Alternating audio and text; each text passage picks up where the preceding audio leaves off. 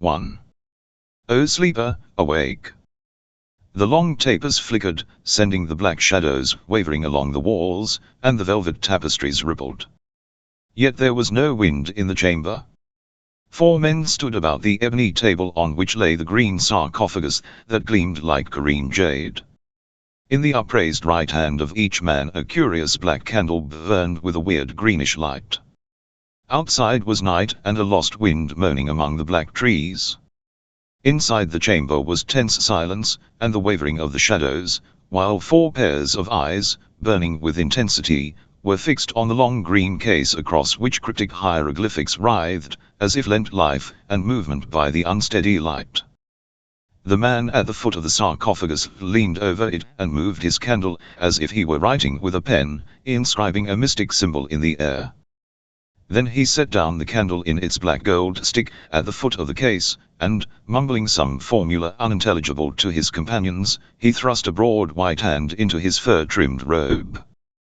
When he brought it forth again it was as if he cupped in his palm a ball of living fire. The other 3 drew in their breath sharply, and the dark, powerful man who stood at the head of the sarcophagus whispered, "The heart of Ahriman." The other lifted a quick hand for silence. Somewhere a dog began howling dolefully, and a stealthy step padded outside the barred and bolted door. But none looked aside from the mummy case over which the man in the inine-trimmed robe was now moving the great flaming jewel, while he muttered an incantation that was old when Atlantis sank. The glare of the gem dazzled their eyes, so that they could not be sure of what they saw, but with a splintering crash, the carven lid of the sarcophagus burst outward as if from some irresistible pressure applied from within, and the 4 men, bending eagerly from far, saw the occupant, a huddled, withered, wizened shape, with dried brown limbs like dead wood showing through molding bandages. "Bring that thing back," muttered the small dark man who stood on the right, with a short sardonic laugh. "It is ready to CNNBLE at a touch." "We are fools, shush." It was an urgent hiss of command from the large man who held the jewel. Perspiration stood upon his broad white forehead, and his eyes were dilated. He leaned forward, and, without touching the thing with his hand, laid on the breast of the mummy the blazing jewel. Then he drew back and watched with fierce intensity, his lips moving in soundless invocation. It was as if a globe of living fire flickered and burned on the dead, withered bosom. And breath sucked in, hissing, through the clenched teeth of the watchers. For as they watched, an awful transmutation became apparent. The withered shape in the sarcophagus was expanding, was growing, lengthening. The bandages burst and fell into brown dust. The shriveled limbs swelled, straightened. Their dusky hue began to fade. "By Mitra," whispered the tall, yellow-haired man on the left. He was not a Stygian. That part at least was true. Again a trembling finger warned for silence. The hound outside was no longer howling. He whimpered, as with an evil dream, and then that sound, too, died away in silence, in which the yellow-haired man plainly heard the straining of the heavy door, as if something outside pushed powerfully upon it. He half turned, his hand at his sword, but the man in the ermine robe hissed an urgent whaming, "Stay! Do not break the chain! And on your life do not go to the door!" The yellow-haired man shrugged and turned back, and then he stopped short, staring. In the jade sarcophagus lay a living man, a tall, lusty man, naked, white of skin, and dark of hair and beard. He lay motionless, his eyes wide open, and blank and unknowing as a newborn babe's. On his breast the great jewel smoldered and sparkled. The man in ermine reeled as if from some letdown of extreme tension. "Ishtar," he gasped. "It is Xototan, and he lives Valorous. Tarascus. Amalric. Do you see? Do you see? You doubted me, but I have not failed. We have been close to the open gates of hell this night, and the shapes of darkness have gathered close about us. Aye, they followed him to the very door, but we have brought the great magician back to life. And damned our souls to purgatory's everlasting, I doubt not, muttered the small, dark man, Tarascus. The yellow-haired man, Valorous, laughed harshly. What purgatory can be worse than life itself? So we are all damned together from birth. Besides, who would not sell his miserable soul for a throne? There is no intelligence in his stare, Orestes, said the large man. He has long been dead, answered Orestes. He is as one newly awakened. His mind is empty after the long sleep, nay, he was dead, not sleeping. We brought his spirit back over the voids and gulfs of night and oblivion. I will speak to him. He bent over the foot of the sarcophagus, and fixing his gaze on the wide dark eyes of the man within, he said, slowly, awake, Xiltotun. The lips of the man moved mechanically. Xiltotun, he repeated in a groping whisper. You are Xiltotun, exclaimed Orestes, like a hypnotist driving home his suggestions. You are Xiltotun of Python, in Icheron. A dim flame flickered in the dark eyes. I was Xiltotun, he whispered. I am dead. You are Xiltotun, cried Orestes. You are not dead. You live. Elam Xiltotun, came the eerie whisper. But I am dead. In my house in Chemi, in Stygia, there I died. And the priests who poisoned you mummified your body with their dark arts, keeping all your organs intact, exclaimed Orestes. But now you live again. The heart of Ahriman has restored your life, drawn your spirit back from space and eternity, the heart of Ahriman. The flame of remembrance grew stronger. The barbarians stole it from me. He remembers, muttered Orestes. Lift him from the case. The others obeyed hesitantly, as if reluctant to touch the man they had recreated, and they seemed not easier in their minds when they felt firm muscular flesh, vibrant with blood and life, beneath their fingers. But they lifted him upon the table, and Orestes clothed him in a curious dark velvet robe, splashed with gold stars and crescent moons, and fastened a cloth of gold fillet about his temples, confining the black wavy locks that fell to his shoulders. He let them do as they would, saying nothing, not even when they set him in a carven throne-like chair, with a high ebony back and wide silver arms, and feet like golden claws. He sat there motionless, and slowly intelligence grew in his dark eyes, and made them deep and strange and luminous. It was as if long-sunken witch-lights floated slowly up through midnight pools of darkness. Hastes cast a furtive glance at his companions, who stood staring in morbid fascination at their strange guest. Their iron nerves had withstood an ordeal that might have driven weaker men mad. He knew it was with no weaklings that he conspired, but men whose courage was as profound as their lawless ambitions and capacity for evil. He turned his attention to the figure in the ebon-black chair. And this one spoke at last. I remember, he said in a strong, resonant voice, speaking Nemedian with a curious, archaic accent.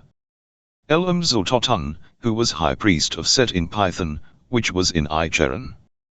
The heart of Ahriman, I dreamed I had found it again, where is it? Orestes placed it in his hand, and he drew breath deeply as he gazed into the depths of the terrible jewel bumming in his grasp. They stole it from me, long ago, he said. The red heart of the night it is, strong to save or to damn.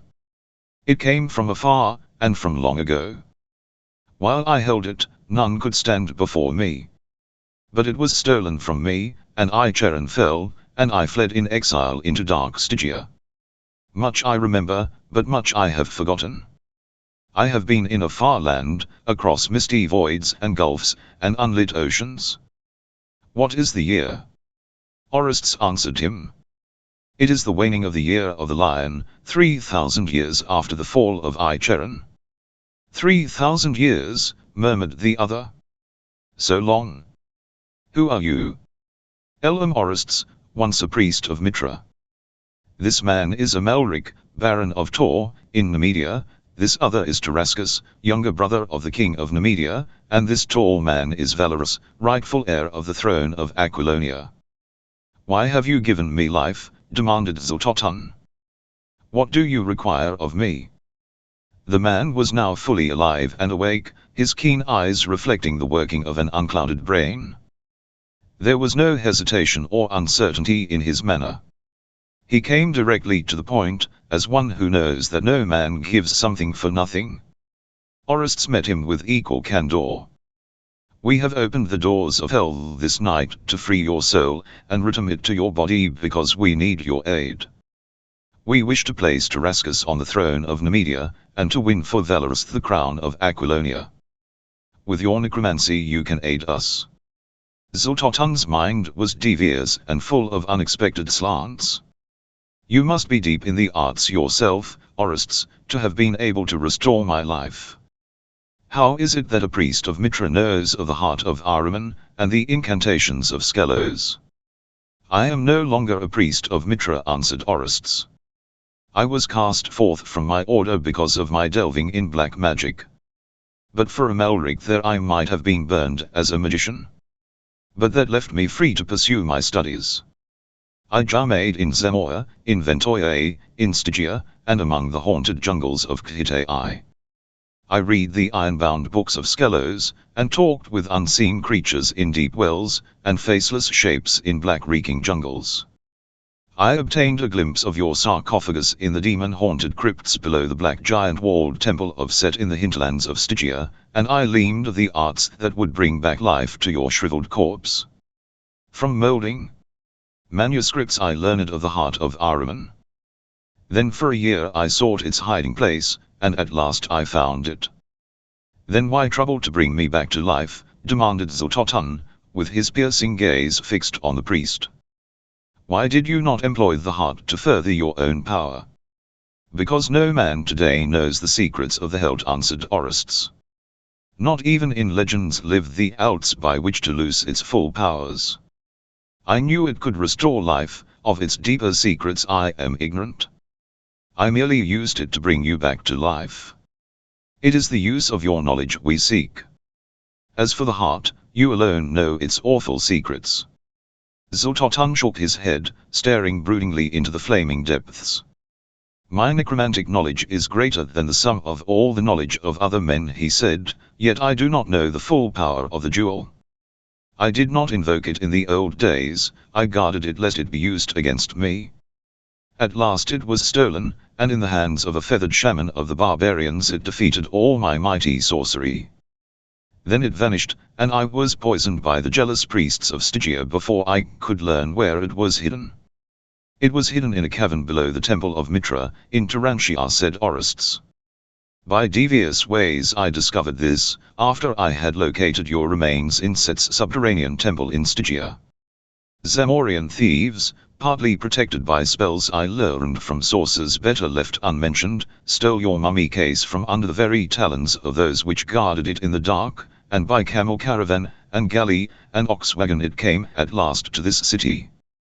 Those same thieves, or rather those of them who still lived after their frightful quest, stole the Heian of Ahriman from its haunted cave below the temple of Mitra, and all the skill of men and the spells of sorcerers nearly failed. One man of them lived long enough to reach me and give the jewel into my hands, before he died slavering and gibbering of what he had seen in that accursed crypt. The thieves of Zamora are the most faithful of men to their TNLST. Even with my conjurements, none but they could have stolen the heart from where it has lain in demon-guarded darkness since the fall of Icheran, 3,000 years ago. Xaltotun lifted his lion-like head, and stared far off into space, as if plumbing the lost centuries. 3,000 years, he muttered. Set. Tell me what has chanced in the world. The barbarians who overthrew Icheran set up new kingdoms, quoted Orestes. Where the empire had stretched now rose realms called Aquilonia, and Numidia, and Argos, from the tribes that founded them. The older kingdoms of Offa, Corinthia and Western Koth, which had been subject to the kings of Icheran, regained their independence with the fall of the empire. And what of the people of Icheran, demanded Xaltotun. When I fled into Stygia, Python was in ruins, and all the great, purple-towered cities of Icheran fouled with blood, and trampled by the sandals of the barbarians. In the hills small groups of folk still boast descent from Icheran, answered Hastes. For the rest, the tide of my barbarian ancestors rolled over them and wiped them out. They, my ancestors, had suffered much from the kings of Icheran. A grim and terrible smile curled the Pythonian's lips. Aye. Many a barbarian, both man and woman, died screaming on the altar under this hand. I have seen their heads piled to make a pyramid in the great square in Python, when the kings returned from the west, with their spoils, and naked captives. Aye. And when the day of reckoning came, the sword was not spared. So Icheran ceased to be, and purple-towered Python became a memoir of forgotten days. But the younger kingdoms rose on the imperial lines, and waxed great. And now we have brought you back to aid us to rule these kingdoms, which, if less strange and wonderful than Icheran of old, are yet rich and powerful, well worth fighting for. Look. Orestes unrolled before the stranger a map drawn cunningly on vellum. Xlothotan regarded it, and then shook his head, baffled. The very outlines of the land are changed. It is like some familiar thing seen in a dream, fantastically distorted. Howbeit, answered Orestes, tracing with his forefinger, here is Belvas, the capital of Nemedia, in which we now are. Here run the boundaries of the land of Nemedia. To the south and southeast are Offa and Corinthia, to the east Brithunia, to the west Aquilonia. It is the map of a world I do not know, said Xlothotan softly, but Orestes did not miss the lurid fire of hate that flickered in his dark eyes. It is a map you shall help us change, answered Orestes. It is our desire first to set Tarascus on the throne of Nemedia. We wish to accomplish this without strife, and in such a way that no suspicion will rest on Tarascus. We do not wish the land to be torn by civil wars, but to reserve all our power for the conquest of Aquilonia. Should King Nimd and his sons die naturally, in a plague for instance, Tarascus would mount the throne as the next heir, peacefully and unopposed. Xlothotan nodded, without replying, and Orestes continued. The other task will be more difficult. We cannot set Valorous on the Aquilonian throne without a war, and that kingdom is a formidable foe. Its people are a hardy, warlike race, toughened by continual wars with the Picts, Zingarians, and Cimbrians. For 500 years Aquilonia and Nemedia have intermittently waged war, and the ultimate advantage has always lain with the Aquilonians. Their present king is the most renowned warrior among the Western nations. He is an outlander, an adventurer who seized the crown by force during a time of civil strife, strangling King Nemedids with his own hands, upon the View throne. His name is Conan, and no man can stand before him in battle. Valorous is now the rightful heir of the throne. He had been driven into exile by his royal kinsman, Nemedids, and has been away from his native realm for years, but he is of the blood of the old dynasty, and many of the barons would secretly hail the overthrow of Conan, who is a nobody without royal or even noble blood. But the common people are loyal to him, and the nobility of the outlying provinces. Yet if his forces were overthrown in the battle that must first take place, and Conan himself slain, I think it would not be difficult to put Valorous on the throne. Indeed, with Conan slain, the only center of the government would be gone. He is not part of a dynasty, but only a lone adventurer. I wish that I might see this king, mused Xlothotan, glancing toward a silvery mirror which formed one of the panels of the wall. This mirror cast no reflection, but Xlothotan's expression showed that he understood its purpose, and Orestes nodded with the pride a good craftsman takes in the recognition of his accomplishments by a master of his craft. El will try to show him to you, he said. And seating himself before the mirror, he gazed hypnotically into its depths, where presently a dim shadow began to take shape. It was uncanny, but those watching knew it was no more than the reflected image of Haste's thought, embodied in that mirror, as a wizard's thoughts are embodied in a magic crystal. It floated hazily, then leaped into startling clarity, a tall man, mightily shouldered and deep of chest, with a massive corded neck and heavily muscled limbs. He was clad in silk and velvet, with the royal lions of Aquilonia worked in gold upon his rich dupong, and the crown of Aquilonia shone on his square-cut black mane, but the great sword at his side seemed more natural to him than the regal accoutrements. His brow was low and broad, his eyes a volcanic blue that smoldered as if with some inner fire. His dark, scarred, almost sinister face was that of a fighting man, and his velvet garments could not conceal the hard, dangerous lines of his limbs. "That man is no Hyborian," exclaimed Xototan. "No, he is a Cimmerian, one of those wild tribesmen who dwell in the grey hills of the north. I fought his ancestors of old," muttered Xototan. "Not even the kings of Icheran could conquer them." "They still remain a terror to the nations of the south," answered Orestes. "He is a TNLE son of that savage race, and has proved himself, thus far, unconquerable." Xototan did not reply, he sat staring down at the pool of living fire that shimmered in his hand. Outside, the hound howled again, long and shudderingly. "To a black wind blows." The year of the dragon had birth in war, and pestilence and unrest. The Black Plague stalked through the streets of Belvas, striking down the merchant in his stall, the serf in his kennel, the knight at his banquet board. Before it the arts of the leeches were helpless. Men said it had been sent from hell as punishment for the sins of pride and lust. It was swift and deadly as the stroke of an adder.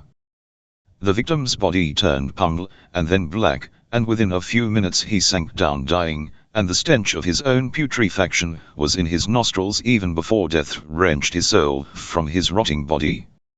A hot, roaring wind blew incessantly from the south, and the crops withered in the fields, the cattle sank and died in their tracks.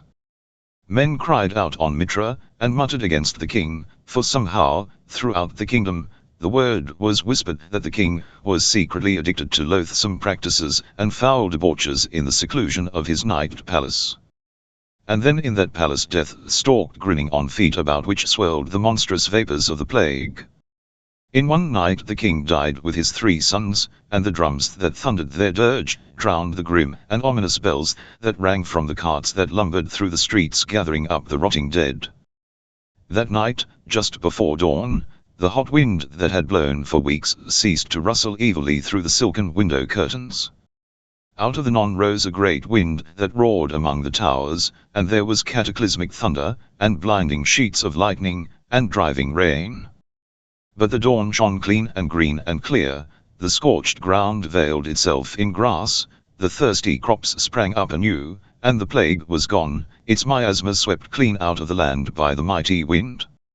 Men said the gods were satisfied because the evil king and his spawn were slain, and when his young brother Tarascus was crowned in the great coronation hall, the populace cheered until the towers rocked, acclaiming the monarch on whom the gods smiled. Such a wave of enthusiasm and rejoicing as swept the land is frequently the signal for a war of conquest. So no one was surprised when it was announced that King Tarascus had declared the truce made by the late king with their western neighbors void, and was gathering his hosts to invade Aquilonia. His reason was candid, his motives, loudly proclaimed, gilded his actions with something of the glamour of a crusade. He espoused the cause of Valorous, rightful heir to the throne. He came, he proclaimed, not as an enemy of Aquilonia, but as a friend, to free the people from the tyranny of a usurper and a foreigner. If there were cynical smiles in certain quarters, and whispers concerning the king's good friend Amalric, whose vast personal wealth seemed to be flowing into the rather depleted royal treasury, they were unheeded in the general wave of fervor and zeal of Tarascus' popularity. If any shrewd individuals suspected that Amalric was the real ruler of Nemedia, behind the scenes, they were careful not to voice such heresy. And the war went forward with enthusiasm. The king and his allies moved westward at the head of 50,000 men, knights in shining armor with their pennons streaming above their helmets, pikesmen in steel caps, and brigandines, crossbowmen in leather jerkins. They crossed the border, took a frontier castle and burned 3 mountain villages, and then, in the valley of the Valkyr, 10 miles west of the boundary line, they met the hosts of Conan, king of Aquilonia, 45,000 knights, archers, and men-at-arms, the flower of Aquilonian strength and chivalry. Only the knights of Poitine, under Prospero, had not yet arrived, for they had far to ride up from the southwestern corner of the kingdom. Tarascus had STNLCK without warning. His invasion had come on the heels of his proclamation, without formal declaration of war. The two hosts confronted each other across a wide, shallow valley, with rugged cliffs, and a shallow stream winding through masses of reeds and willows down the middle of the vale. The camp followers of both hosts came down to this stream for water, and shouted insults and hurled stones across at one another. The last glints of the sun shone on the golden banner of Numidia, with the scarlet dragon, unfurled in the breeze above the pavilion of King Tarascus on an eminence near the eastern cliffs. But the shadow of the western cliffs fell like a vast purple pall across the tents and the army of Aquilonia, and upon the black banner with its golden lion that floated above King Conan's pavilion.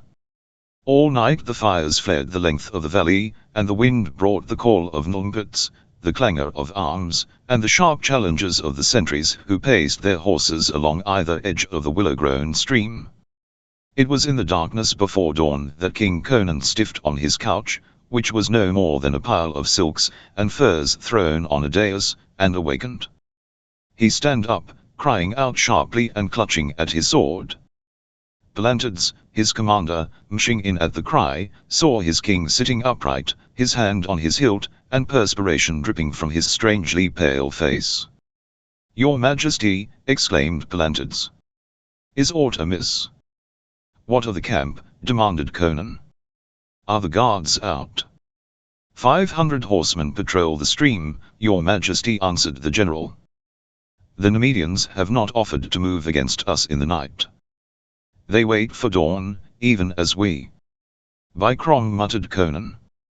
"I awoke with a feeling that doom was creeping on me in the night." He stared up at the great golden lamp which shed a soft glow over the velvet hangings and camets of the great tent.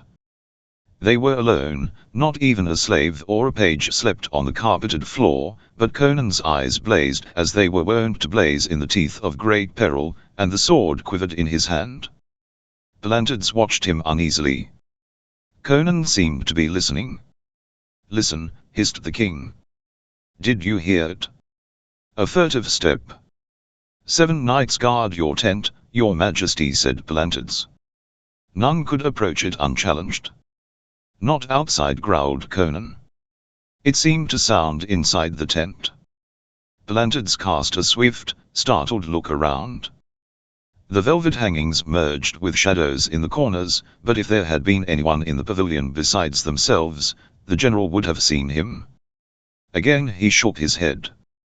"There is no one here, sire. You sleep in the midst of your host."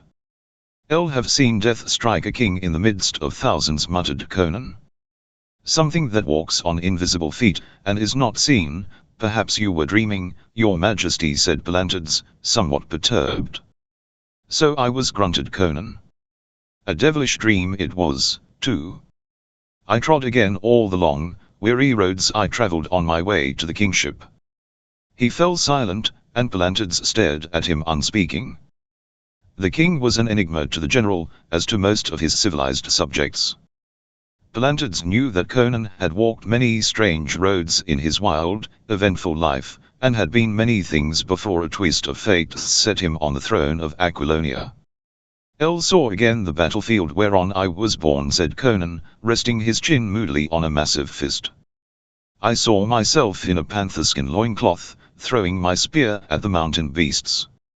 I was a mercenary swordsman again, a hetman of the Kozakal who dwell along the Zaporizhzhia River, a corsair looting the coasts of Kush, a pirate of the Barachan Isles, a chief of the Hymelian hillmen. All these things I've been, and of all these things I dreamed, all the shapes that have been I passed like an endless procession, and their feet beat out a dirge in the sounding dust. But throughout my dreams moved strange, veiled figures and ghostly shadows, and a faraway voice mocked me. And toward the last I seemed to see myself lying on this dais in my tent, and a shape bent over me, robed and hooded. I lay unable to move, and then the hood fell away and a moulding skull grinned down at me. Then it was that I awoke." "This is an evil dream, Your Majesty," said Palantides, suppressing a shudder. "But no more." Conan shook his head, more in doubt than in denial. He came of a barbaric race, and the superstitions and instincts of his heritage lurked close beneath the surface of his consciousness. "I've dreamed many evil dreams," he said, "and most of them were meaningless. But by Crom, this was not like most dreams. I wish this battle were fought and won, for I've had a grisly premonition ever since King Nim died in the Black Plague." "Why did it cease when he died?" "Men say he sinned, men are fools, as always," muttered Conan. "If the plague stnlck all who sinned, then by Crom there wouldn't be enough left to count the living. Why should the gods, who the priests tell me are just, slay 500 peasants and merchants and nobles before they slew the king, if the whole pestilence were aimed at him? Were the gods smiting blindly, like swordsmen in a fog? By Mitra, if I aimed my strokes no straighter, Aquilonia would have had a new king long ago. No. The Black Plague's no common pestilence. It lurks in Stygian tombs, and is called forth into being only by wizards. I was a swordsman in Prince Armurig's army that invaded Stygia, and of his 30,000, 15,000 perished by Stygian arrows, and the rest by the Black Plague that rolled on us like a wind out of the south. I was the only man who lived. Yet only 500 died in Nemedia," argued Palantids. "Whoever called it into being knew how to cut it short at will," answered Conan. "So I know there was something planned and diabolical about it. Someone called it forth, someone banished it when the work was completed, when Tarascus was safe on the throne, and being hailed as the deliverer of the people from the wrath of the gods. By Crom, I sense a black, subtle brain behind all this. What of this stranger who men say gives counsel to Tarascus?" "He wears a veil," answered Palantids. "They say he is a foreigner, a stranger from Stygia." "A stranger from Stygia," repeated Conan, scowling. "A stranger from hell, more what is that?" "The trumpets of the Nemedians," exclaimed Palantids. "And hark, how our own blare upon their heels. Dawn is breaking, and the captains are marshalling the hosts for the onset. Mitra be with them, for many will not see the sun go down behind the crags." "Send my squires to me," exclaimed Conan, rising with alacrity, and casting off his velvet nightgarment. He seemed to have forgotten his forebodings at the prospect of action. "Go to the captains, and see that all is in readiness. I will be with you as soon as I don my armor." Many of Conan's ways were inexplicable to the civilized people he nlled, and one of them was his insistence on sleeping alone in his chamber or tent. Palantids hastened from the pavilion, clanking in the armor he had donned at midnight after a few hours' sleep.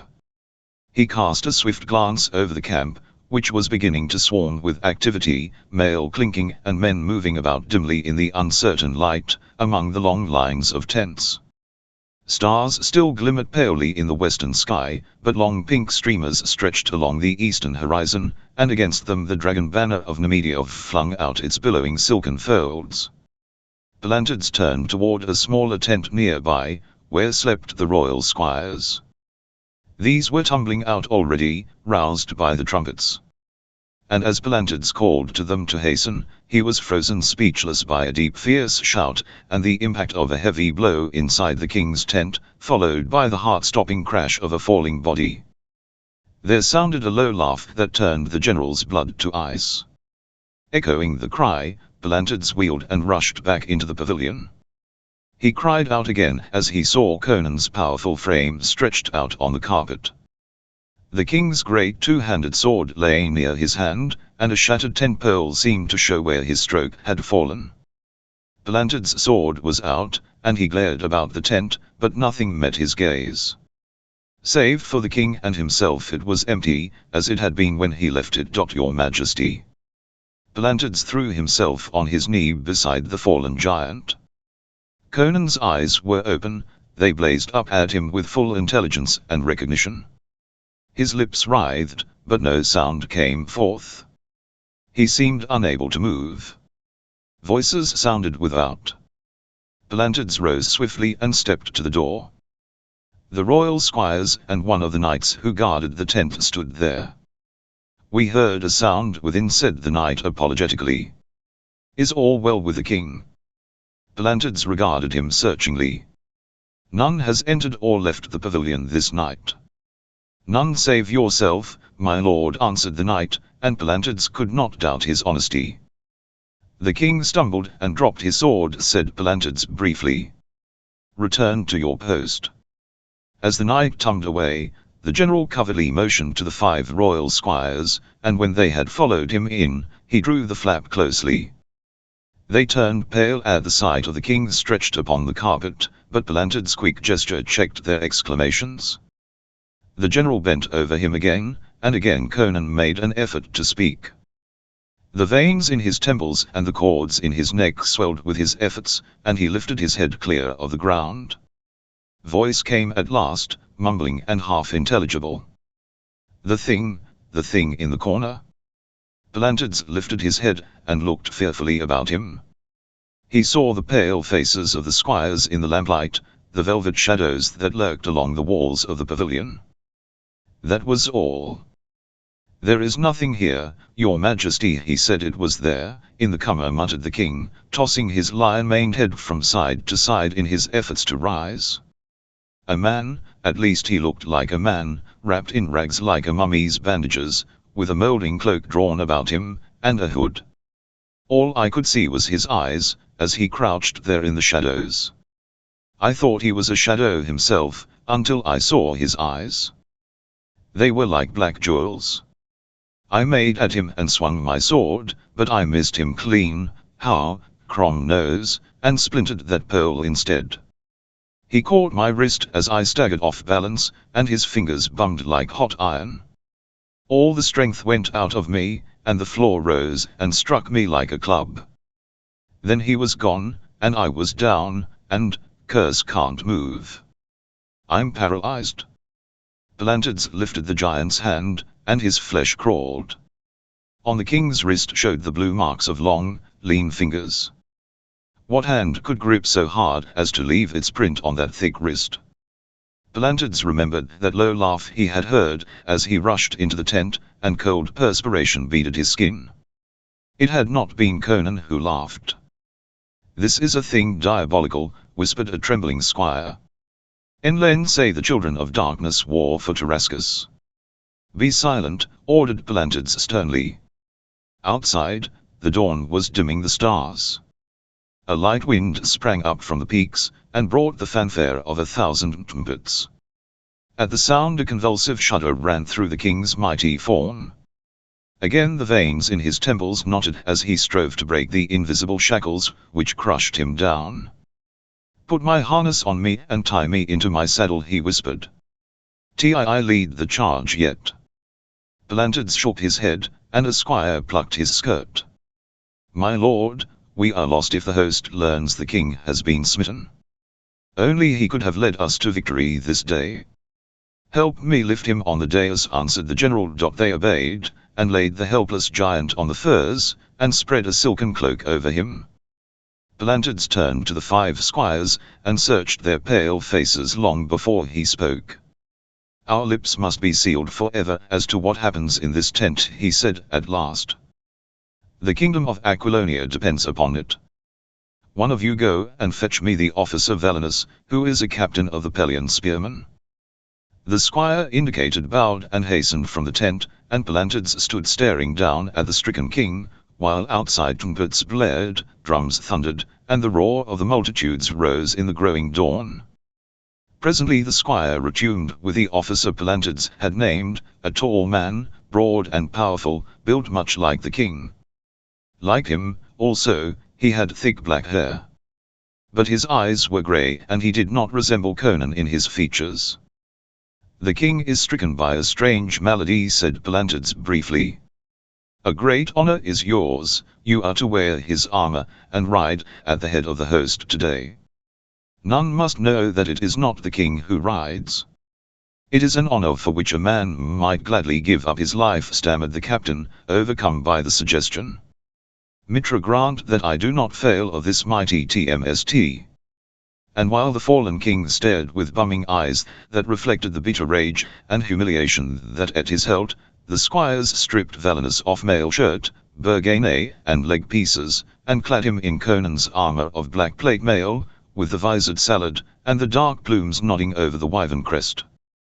Over all they put the silken surcoat, with the royal lion worked in gold upon the breast, and they girt him with a broad gold-buckled belt, which supported a jewel-hilt broadsword in a cloth of gold scabbard.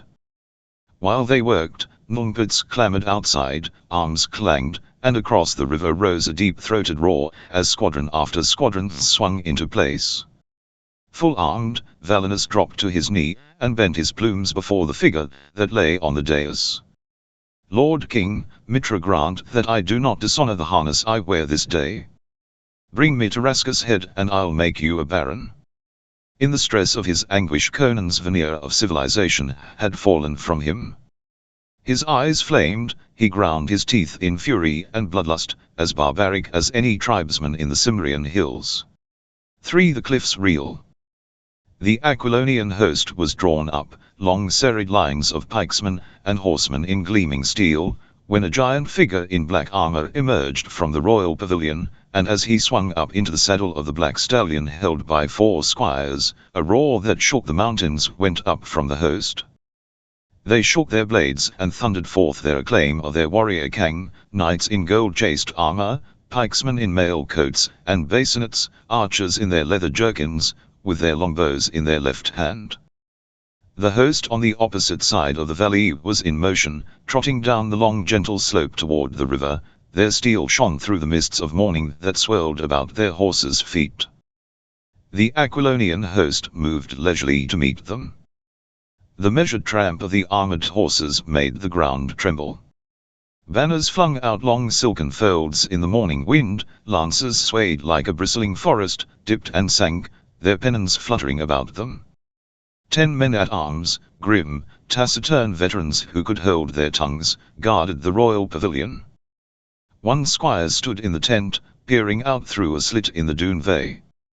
But for the handful in the secret, no one else in the vast host knew that it was not Conan who rode on the great stallion at the head of the army. The Aquilonian host had assumed the customary formation. The strongest part was the center, composed entirely of heavily armed knights. The wings were made up of smaller bodies of horsemen, mounted men-at-arms, mostly, supported by pikesmen and archers. The latter were Bossonians from the western marches, strongly built men of medium stature, in leathern jackets and iron headpieces. The Nemedian army came on in similar formation, and the 2 hosts moved toward the river, the wings in advance of the centers. In the center of the Aquilonian host the great lion banners streamed its billowing black folds over the steel-clad figure on the black stallion. But on his dais in the royal pavilion Conan groaned in anguish of spirit, and cursed with strange heathen oaths. "The hosts move together," quoth the squire, watching from the door. "Hear the Nungputs peal. Ha! The rising sun strikes fire from lance heads and helmets until I am dazzled. It turns the river crimson, aye, it will be truly crimson before this day is done. The foe have reached the river. Now arrows fly between the hosts like stinging clouds that hide the sun. Ha! Well loosed, bowmen. The Bossonians have the better of it. Hark to them shout." Faintly in the ears of the king, above the din of trumpets and clanging steel, came the deep fierce shout of the Bossonians, as they drew and loosed in perfect unison. "Their archers seek to hold ours in play while their knights ride into the rivers," said the squire. "The banks are not steep, they slope to the water's edge. The knights come on, they crash through the willows. By Mitra, the cloth-hired shafts find every crevice of their harness. Horses and men go down, struggling and thrashing in the water. It is not deep, nor is the current swift, but men are drowning there, dragged under by their armor, and trampled by the frantic horses. Now the knights of Aquilonia advance. They ride into the water, and engage the knights of Nemedia. The water swirls about their horses' bellies, and the clang of sword against sword is deafening." Krong burst in agony from Conan's lips. Life was coursing sluggishly back into his veins, but still he could not lift his mighty frame from the dais. "The wings close in," said the squire. "Pikesmen and swordsmen fight hand to hand in the stream, and behind them the bowmen ply their shafts. By Mitra, the Nemedian arbalisters are sorely harried, and the Bossonians arch their ours to drop amid the rear ranks. Their centre gains not a foot, and their wings are pushed back up from the stream again." "Crom, Yuma, and Mitra," raged Conan. "Gods and devils, could I but reach the fighting, if but to die at the first blow." Outside through the long hot day the battle stormed and thundered. The valley shook to charge and counter-charge, to the whistling of shafts, and the crash of rending shields, and splintering lances. But the hosts of Aquilonia held fast. Once they were forced back from the bank, but a counter-charge, with the black banner flowing over the black stallion, regained the lost ground. And like an iron rampart they held the right bank of the stream, and at last the squire gave Conan the news that the Nemedians were falling back from the river. "Their wings are in confusion," he cried. "Their knights reel back from the sword play. But what is this? Your banner is in motion, the center sweeps into the stream. By Mitra, Valinus is leading the host across the river." "Fool," groaned Conan. "It may be a trick. He should hold his position, by dawn Prospero will be here with the Poetanian levies." "The knights ride into a hail of arrows," cried the squire. "But they do not falter. They sweep on, they have crossed. They charge up the slope. Palantides has hurled the wings across the river to their support. It is all he can do. The lion banner dips and staggers above the melee. The knights of Nemedia make a stand. They are broken. They fall back. Their left wing is in full flight, and our pikesmen cut them down as they run. I see Valinus, riding and smiting like a madman. He is carried beyond himself by the fighting lust. Men no longer look to Palantides. They follow Valinus, deeming him Conan as he rides with closed visor. But look. There is method in his madness. He swings wide of the Nemedian front, with 5,000 knights, the pick of the army. The main host of the Nemedians is in confusion, and look. Their flank is protected by the cliffs, but there is a defile left unguarded. It is like a great cleft in the wall that opens again behind the Nemedian lines. By Mitra, Valinus sees and seizes the opportunity. He has driven their wing before him, and he leads his knights toward that defile. They swing wide of the main battle, they cut through a line of spearmen, they charge into the defile. "An ambush," cried Conan, striving to struggle upright. "No," shouted the squire exultantly. "The whole Nemedian host is in full sight. They have forgotten the defile. They never expected to be pushed back that far. Oh, fool, fool, Tarascus, to make such a blunder. Ah, I see lances and pennons pouring from the Phaether mouth of defile, beyond the Nemedian lines. They will smite those ranks from the rear, and crumble them. Mitra, what is this?" He staggered as the walls of the tent swayed drunkenly. Afar over the thunder of the fight rose a deep bellowing roar, indescribably ominous.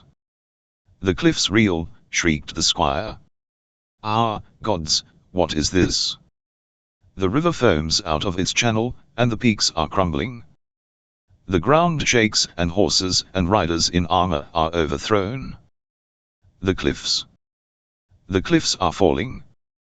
With his words there came a grinding rumble, and a thunderous concussion, and the ground trembled. Over the roar of the battle sounded screams of mad terror. "The cliffs have crumbled," cried the livid squire. "They have thundered down into the defile, and crushed every living creature in it. I saw the lion banner wave an instant amid the dust and falling stones, and then it vanished. Ha! The Nemedians shout with triumph. Well may they shout, for the fall of the cliffs has wiped out 5,000 of our bravest knights. Hark!" To Conan's ears came a vast torrent of sound, rising and rising in frenzy. "The king is dead. The king is dead. Flee! Flee, the king is dead. Liars, panted Conan. Dogs. Knaves. Cowards. Oh, Crom, if I could but stand, but crawl to the river with my sword in my teeth. How, boy, do they flee? Aye, sobbed the squire. They spur for the river, they are broken, hurled on like spume before a storm. I see Palantids striving to stem the torrent, hies down, and the horses trample him. They rush into the river, knights, bowmen, pikesmen, all mixed and mingled in one mad torrent of destruction. The Nemedians are on their heels, cutting them down like com, but they will make a stand on this side of the river, cried the king. With an effort that brought the sweat dripping from his temples, he heaved himself up on his elbows. Nay, cried the squire. They cannot. They are broken. Routed. O gods, that I should live to see this day. Then he remembered his duty, and shouted to the men-at-arms who stood stolidly watching the flight of their comrades. Get a horse, swiftly, and help me lift the king upon it. We dare not bide here. But before they could do his bidding, the first drift of the storm was upon them. Knights and spearmen and archers fled among the tents, stumbling over ropes and baggage, and mingled with them were Nemedian riders, who smote right and left at all alien figures.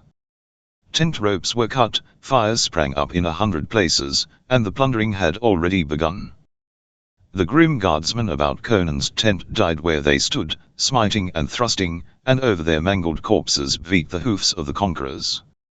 But the squire had drawn the flap close, and in the confused madness of the slaughter none realized that the pavilion held an occupant.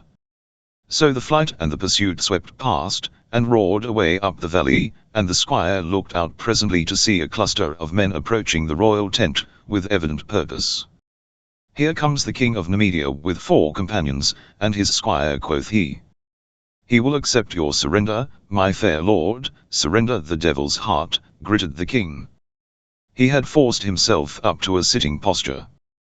He swung his legs painfully off a dais, and staggered upright, reeling drunkenly. The squire ran to assist him, but Conan pushed him away. Give me that bow, he gritted, indicating a long bow and quiver that hung from a tent pole. But your majesty, cried the squire in great perturbation. The battle is lost. It were the part of majesty to yield with a dignity becoming one of royal blood. I'll have no royal blood, ground Conan. I'm a barbarian, and the son of Ab Laxmi th. Wrenching away the bow and an arrow, he staggered toward the opening of the pavilion. So formidable was his appearance, naked but for short leather breeks, and sleeveless shirt, open to reveal his great, hairy chest, with his huge limbs and his blue eyes blazing under his tangled black mane, that the squire shrank back, more afraid of his king than of the whole Nemedian host. Reeling on wide-braced legs, Conan drunkenly tore the door flap open and staggered out under the canopy. The king of Nemedia and his companions had dismounted, and they halted short, staring in wonder at the apparition confronting them. Here I am, you jackals, roared the Cimmerian. I'm the king. Death to you, dog brothers. He jerked the arrow to its head and loosed, and the shaft feathered itself in the breast of the knight who stood beside Tarascus. Conan hurled the bow at the king of Nemedia. Curse my shaky hand. Come in and take me if you dare. Reeling backward on unsteady legs, he fell with his shoulders against a tent pole, and propped upright, he lifted his great sword with both hands. By Mitra, it is the king, swore Tarascus. He cast a swift look about him, and laughed. That other was a jackal in his harness. In, dogs, and take his head.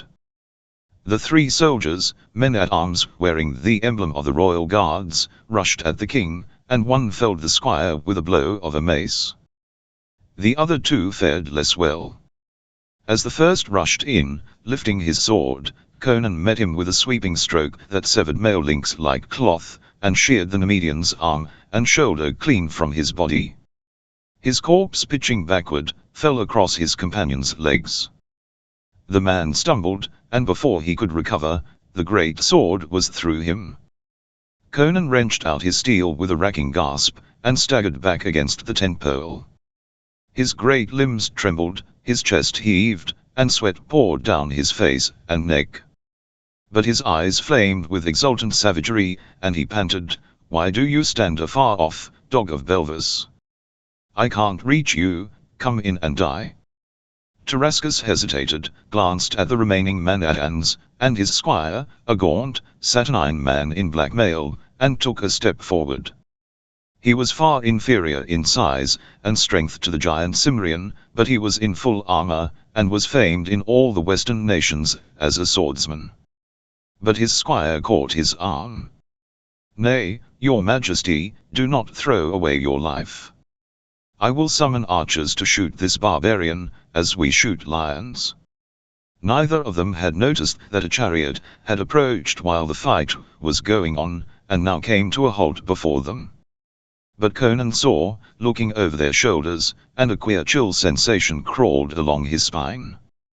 There was something vaguely unnatural about the appearance of the black horses that drew the vehicle, but it was the occupant of the chariot that arrested the king's attention. He was a tall man, superbly built, clad in a long unadorned silk robe. He wore a Schmittish headdress, and its lower folds hid his features, except for the dark, magnetic eyes. The hands that grasped the reins, pulling the rearing horses back on their haunches, were white but strong. Conan glared at the stranger, all his primitive instincts roused. He sensed an aura of menace and power that exuded from this veiled figure, a menace as definite as the windless waving of tall grass that marks the path of the serpent. "Hail, Xaltotan!" exclaimed Tarascus. "Here is the king of Aquilonia. He did not die in the landslide, as we thought." "I know," answered the other, without bothering to say how he knew. "What is your present intention?" "I will summon the archers to slay him," answered the Nemedian. "As long as he lives he will be dangerous to us." "Yet even a dog has uses," answered Xaltotan. "Take him alive." Conan laughed raspingly. "Come in and try," he challenged. "But for my treacherous legs I'd hew you out of that chariot like a woodman hewing a tree. But you'll never take me alive, damn you." "He speaks the TNLTH, I fear," said Tarascus. "The man is a barbarian, with the senseless ferocity of a wounded tiger. Let me summon the archers." "Watch me and lean wisdom," advised Xaltotan. His hand dipped into his robe, and came out with something shining, a glistening sphere. This he threw suddenly at Conan. The Cimmerian contemptuously struck it aside with his sword. At the instant of contact there was a sharp explosion, a flare of white, blinding flame, and Conan pitched senseless to the ground. "He is dead." Tarascus' tone was more assertion than inquiry. "No. He is but senseless. He will recover his senses in a few hours. Bid your men bind his arms and legs and lift him into my chariot." With a gesture Tarascus did so, and they heaved the senseless king into the chariot, grunting with their burden. Xaltotan threw a velvet cloak over his body, completely covering him from any who might peer in. He gathered the reins in his hands. "TM for Belvendals," he said. "Tell Amalric that I will be with him if he needs me." But with Conan out of the way, and his army broken, lance and sword should suffice for the rest of the conquest. Prospero cannot be bringing more than 10,000 men to the field, and will doubtless fall back to Turantia when he hears the news of the battle.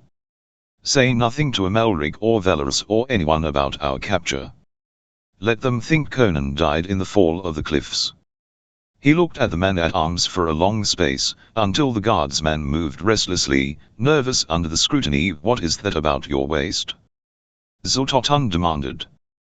"Why, my girdle, may it please you, my lord," stuttered the amazed Uli. Xaltotan's laugh was merciless as a sword edge. "It is a poisonous serpent. What a fool you are, to wear a reptile about your waist." With distended eyes the man looked down, and to his utter horror he saw the buckle of his girdle rear up at him. It was a snake's head. He saw the evil eyes and the dripping fangs, heard the hiss and felt the loathsome contact of the thing about his body. He screamed hideously and struck at it with his naked hand, felt its fangs flesh themselves in that hand, and then he stiffened and fell heavily. Tarascus looked down at him without expression. He saw only the letham girdle and the buckle, the pointed tongue of which was stuck in the guardsman's palm.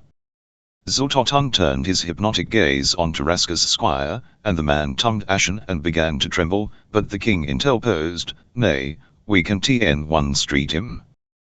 The sorcerer tautened the reins, and swung the horses around. "See that this piece of work remains secret. If I am needed, let Altero, Orest's servant, summon me as I have taught him. I will be in your palace at Belvis." Tarascus lifted his hand in salutation, but his expression was not pleasant to see as he looked after the departing mesmerist. "Why should he spare the Cimmerian?" whispered the frightened squire. "That I am wondering myself," muttered Tarascus. Behind the rumbling chariot the dull roar of battle and pursuit faded in the distance, the setting sun rimmed the cliffs with scarlet flame, and the chariot moved into the vast blue shadows floating up out of the east. 4. "From what hell have you crawled?" Of that long ride in the chariot of Xlototun, Conan knew nothing. He lay like a dead man while the bronze wheels clashed over the stones of mountain roads, and swished through the deep grass of fertile valleys, and finally dropping down from the rugged heights, rumbled rhythmically along the broad white road that winds through the rich meadowlands to the walls of Belvis. Just before dawn some faint reviving of life touched him. He heard a mumble of voices, the groan of ponderous hinges. Through a slit in the cloak that covered him he saw, faintly in the lurid glare of torches, the great black arch of a gateway, and the bearded faces of men-at-arms, the torches striking fire from their speed-leads and helmets. "How went the battle, my fair lord?" spoke an eager voice, in the Nemedian tongue. "Well indeed," was the curt reply. "The king of Aquilonia lies slain, and his host is broken." A babble of excited voices rose, drowned the next instant by the whirling wheels of the chariot on the flags. Sparks flashed from under the revolving rims as Xlototun lashed his steeds through the arch. But Conan heard one of the guardsmen mutter, from beyond the border to Belvins between sunset and dawn. "And the horses scarcely sweating? By Mitra, they..." Then silence drank the voices, and there was only the clatter of hoofs and wheels along the shadowy street. What he had heard registered itself on Conan's brain but suggested nothing to him. He was like a mindless automaton that hears and sees, but does not understand. Sights and sounds flowed meaninglessly about him. He lapsed again into a deep lethargy, and was only dimly aware when the chariot halted in a deep, high-walled court, and he was lifted from it by many hands, and borne up a winding stone stair, and down a long dim corridor. Whispers, stealthy footsteps, unrelated sounds surged or rustled about him, irrelevant and far away. Yet his ultimate awakening was abrupt and crystal clear. He possessed full knowledge of the battle in the mountains, and its sequences, and he had a good idea of where he was. He lay on a velvet couch, clad as he was the day before, but with his limbs loaded with chains not even he could break. The room in which he lay was furnished with sombre magnificence, the walls covered with black velvet tapestries, the floor with heavy purple carpets. There was no sign of door or window, and one curiously carven gold lamp, swinging from the fretted ceiling, shed a lurid light over all. In that light the figure seated in a silver, throne-like chair before him seemed unreal and fantastic, with an elusiveness of outline that was heightened by a filmy silken robe. But the features were distinct, unnaturally so in that uncertain light. It was almost as if a weird nimbus played about the man's head, casting the bearded face into bold relief, so that it was the only definite and distinct reality in that mystic, ghostly chamber. It was a magnificent face, with strongly chiseled features of classical beauty. There was, indeed, something disquieting about the calm tranquility of its aspect, a suggestion of more than human knowledge, of a profound certitude beyond human assurance. Also an uneasy sensation of familiarity twitched at the back of Conan's consciousness. He had never seen this man's face before, he well knew, yet those features reminded him of something or someone. It was like encountering in the flesh some dream image that had haunted one in nightmares. "Who are you?" demanded the king belligerently, struggling to a sitting position in spite of his chains. "Men call me Xlototun," was the reply, in a strong, golden voice. "What place is this?" the Cimmerian next demanded. "A chamber in the palace of King Tarascus, in Belvis." Conan was not surprised. Belvis, the capital, was at the same time the largest Nemedian city so near the border. "And where's Tarascus?" "With the army." "Well," growled Conan, "if you mean to murder me, why don't you do it and get it over with?" "El did not save you from the king's archers to murder you in Belvis," answered Xlototun. "What the devil did you do to me?" demanded Conan. "I blasted your consciousness," answered Xlototun. "How? You would not understand." "Call it black magic, of our wool." Conan had already reached that conclusion, and was mulling over something else. "I think I understand why you spared my life," he mumbled. "Amalric wants to keep me as a check on Valorous, in case the impossible happens and he becomes king of Aquilonia. It's well known that the Baron of Tor is behind this move to seat Valorous on my throne. And if I know Amalric, he doesn't intend that Valorous shall be anything more than a figurehead, as Tarascus is now." "Amalric knows nothing of your capture," answered Xlototun. "Neither does Valorous. Both think you died at Vagia." Conan's eyes narrowed as he stared at the man in silence. "I sensed a brain behind all this," he muttered, "but I thought it was Amalric's." "Are Amalric, Tarascus and Valorous all but puppets dancing on your string?" "Who are you?" "What does it matter? If I told you, you would not believe me. What if I told you I might set you back on the throne of Aquilonia?" Conan's eyes burned on him like a wolf. "What's your price?" "Obedience to me." "Go to hell with your offer," snarled Conan. "TM no figurehead. I won my crown with my sword. Besides, it's beyond your power to buy and sell the throne of Aquilonia at your will. The kingdom's not conquered, one battle doesn't decide a war." "You war against more than swords," answered Xlototun. "Was it a mortal's sword that felled you in your tent before the fight?" "Nay, it was a child of the dark, a waif of outer space, whose fingers were afire with the frozen coldness of the black gulfs, which froze the blood in your veins and the marrow of your thews. Coldness so cold it bummed your flesh like white-hot iron. Was it chance that led the man who wore your harness to lead his knights into the defile, chance that brought the cliffs crashing down upon them?" Conan glared at him unspeaking, feeling a chill along his spine. Wizards and sorcerers abounded in his barbaric mythology, and any fool could tell that this was no common man. Conan sensed an inexplicable something about him that set him apart, an alien aura of time and space, a sense of tremendous and sinister antiquity. But his stubborn spirit refused to flinch. "The fall of the cliffs was chance," he muttered truculently. "The charge into the defile was what any man would have done." "Not so. You would not have led a charge into it. You would have suspected a trap. You would never have crossed the river in the first place, until you were sure the Nemedian route was real. Hypnotic suggestions would not have invaded your mind, even in the madness of battle, to make you mad, and rush blindly into the trap laid for you, as it did the lesser man who masqueraded as you." "Then if this was all planned," Conan muttered skeptically, "all a plot to trap my host, why did not the Child of Darkness kill me in my tent?" "Because I wished to take you alive. It took no wizardry to predict that Palantids would send another man out in your harness. I wanted you alive and unhurt. You may fit into my scheme of things. There is a vital power about you greater than the craft and cunning of my allies. You are a bad enemy, but might make a fine vessel." Conan spat savagely at the word, and Xlototun, ignoring his fury, took a crystal globe from a nearby table and placed it before him. He did not support it in any way, nor place it on anything, but it hung motionless in midair, as solidly as if it rested on an iron pedestal. Conan snunned at this bit of necromancy, but he was nevertheless impressed. "Would you know of what goes on in Aquilonia?" he asked.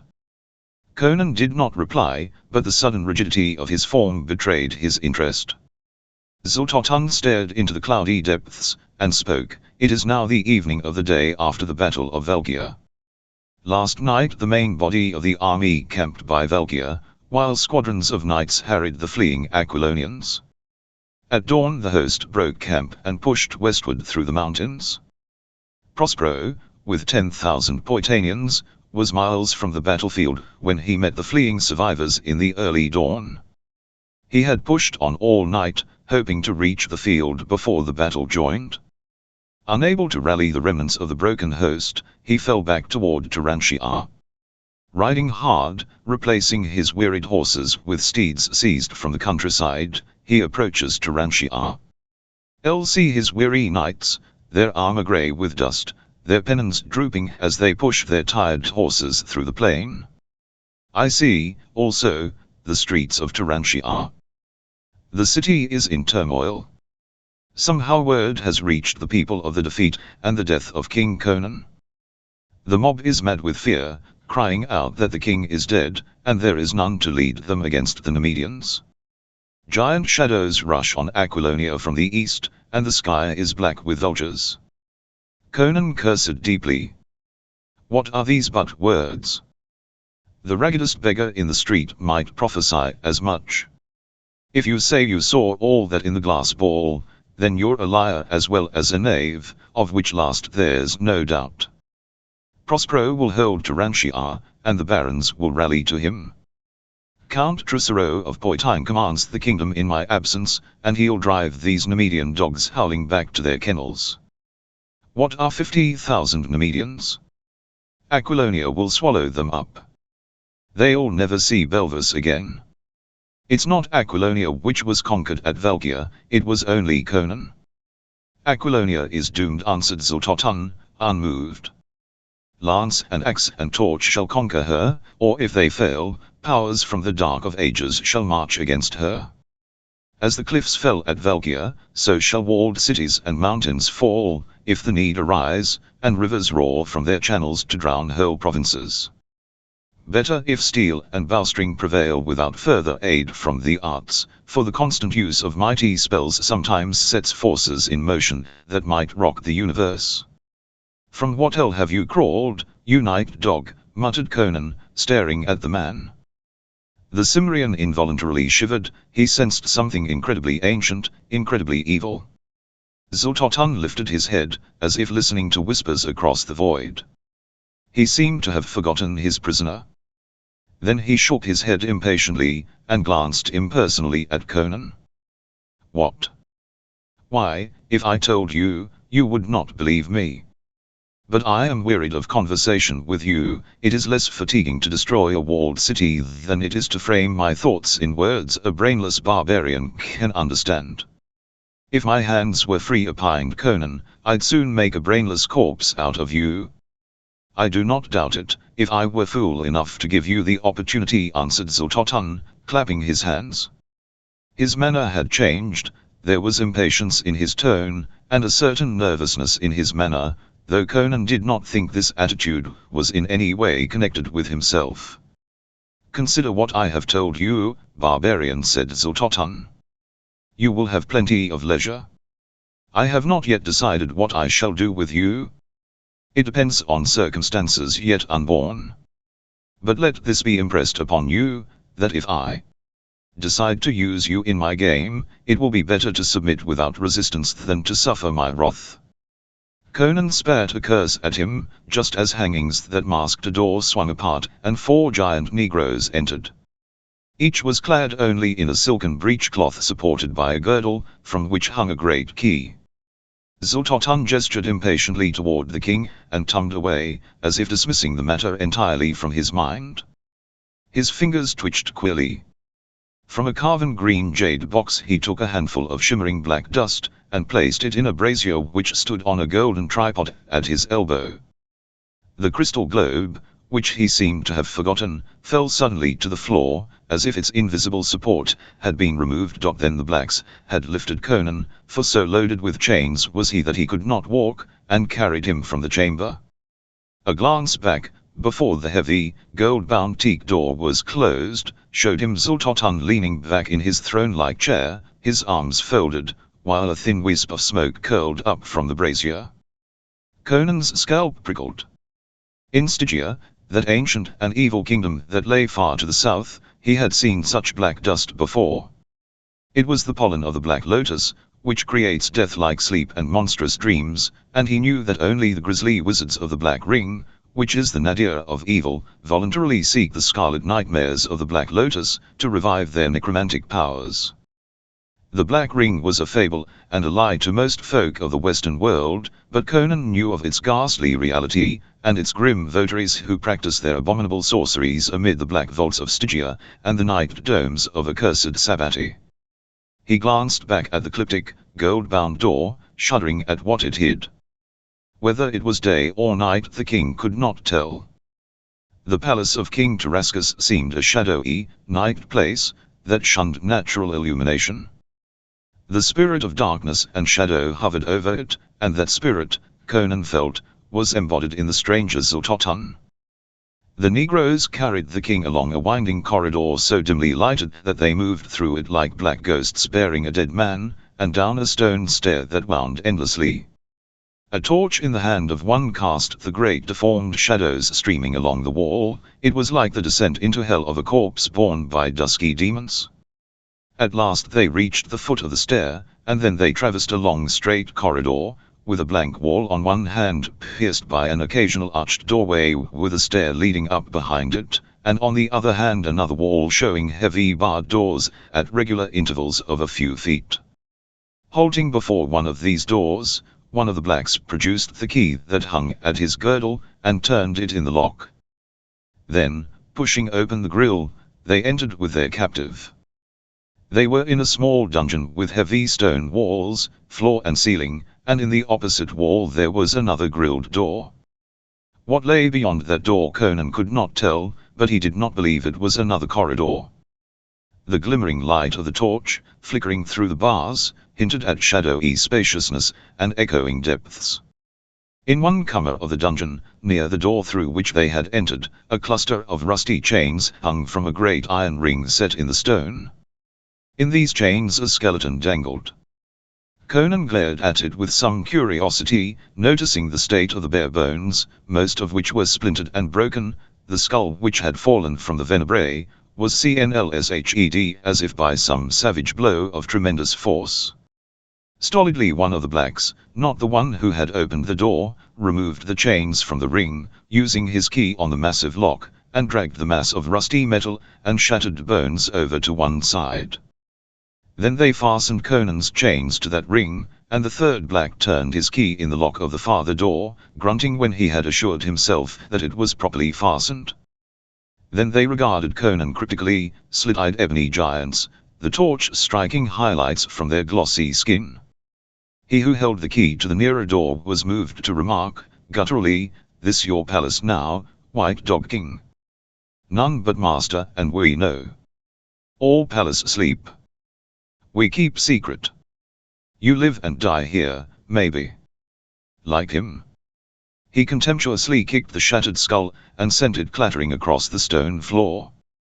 Conan did not deign to reply to the taunt, and the black, galled perhaps by his prisoner's silence, muttered a curse, stooped and spat full in the king's face. It was an unfortunate move for the black. Conan was seated on the floor, the chains about his waist, ankles and wrists locked to the ring in the wall. He could neither rise, nor move more than a yard out from the wall. But there was considerable slack in the chains that shackled his wrists, and before the bullet-shaped head could be withdrawn out of reach, the king gathered this slack in his mighty hand, and smote the black on the head. The man fell like a butchered ox, and his comrades stared to see him lying with his scalp laid open, and blood oozing from his nose and ears.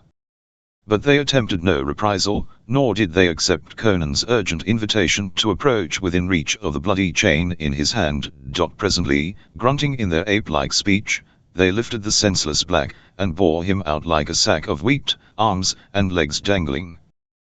They used his key to lock the door behind them, but did not remove it from the gold chain that fastened it to his girdle. They took the torch with them, and as they moved up the corridor the darkness slunk behind them like an animate thing. Their soft padding footsteps died away, with the glimmer of their torch, and darkness and silence remained unchallenged. 5. The Haunter of the Pits. Conan lay still, enduring the weight of his chains, and the despair of his position, with the stoicism of the wilds that had bred him. He did not move, because the jangle of his chains, when he shifted his body, sounded startlingly loud in the darkness and stillness, and it was his instinct, born of 1,000 wilderness-bred ancestors, not to betray his position in his helplessness. This did not result from a logical reasoning process. He did not lie quiet because he reasoned that the darkness hid lurking dangers that might discover him in his helplessness. Xototun had assured him that he was not to be harmed, and Conan believed that it was in the man's interest to preserve him, at least for the time being. But the instincts of the wild were there, that had caused him in his childhood to lie hidden and silent while wild beasts prowled about his covert. Even his keen eyes could not pierce the solid darkness. Yet after a while, after a period of time he had no way of estimating, a faint glow became apparent, a sort of slanting grey beam, by which Conan could see, vaguely, the bars of the door at his elbow, and even make out the skeleton of the other grille. This puzzled him, until at last he realized the explanation. He was far below ground, in the pits below the palace, yet for some reason a shaft had been constructed from somewhere above. Outside, the moon had risen to a point where its light slanted dimly down the shaft. He reflected that in this manner he could tell the passing of the days and nights.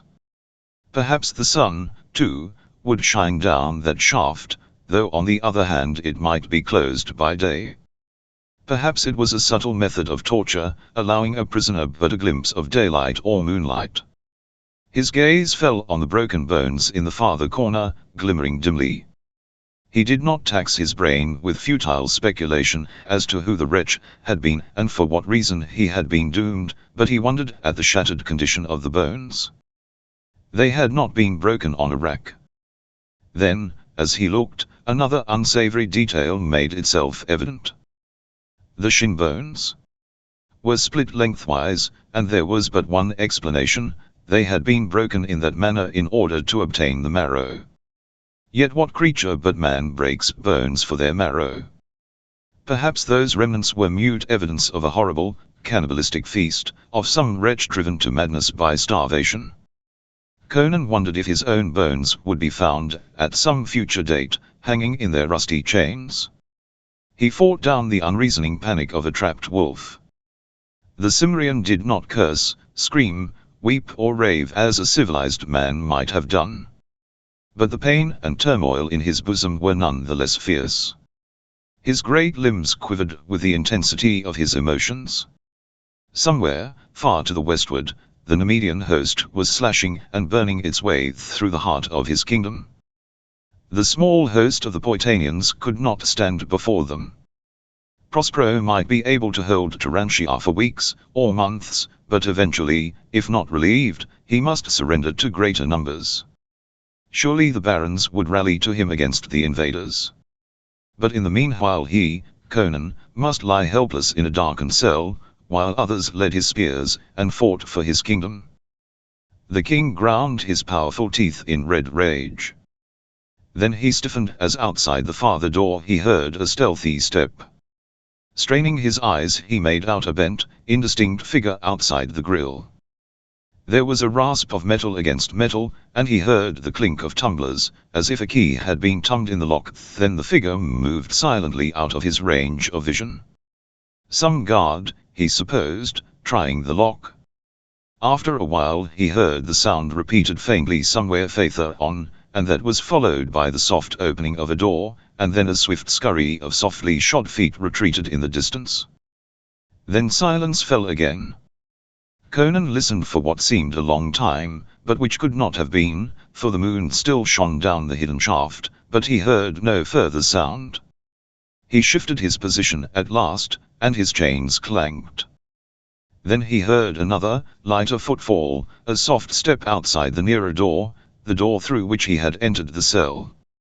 An instant later a slender figure was etched dimly in the grey light. "King Conan," a soft voice intoned urgently. 011, my lord, are you there? Where else? He answered guardedly, twisting his head about to stare at the apparition. It was a girl who stood grasping the bars with her slender fingers. The dim glow behind her outlined her supple figure through the wisp of silk twisted about her loins, and shone vaguely on jeweled breastplates. Her dark eyes gleamed in the shadows, her white limbs glistened softly, like alabaster. Her hair was a mass of dark foam, at the bummish luster of which the dim light only hinted. "The keys to your shackles and to the farther door," she whispered, and a slim white hand came through the bars, and dropped 3 objects, with a clink to the flags beside him. "What game is this?" he demanded. "You speak in the Nemedian tongue, and I have no friends in Nemedia. What deviltry is your master up to now?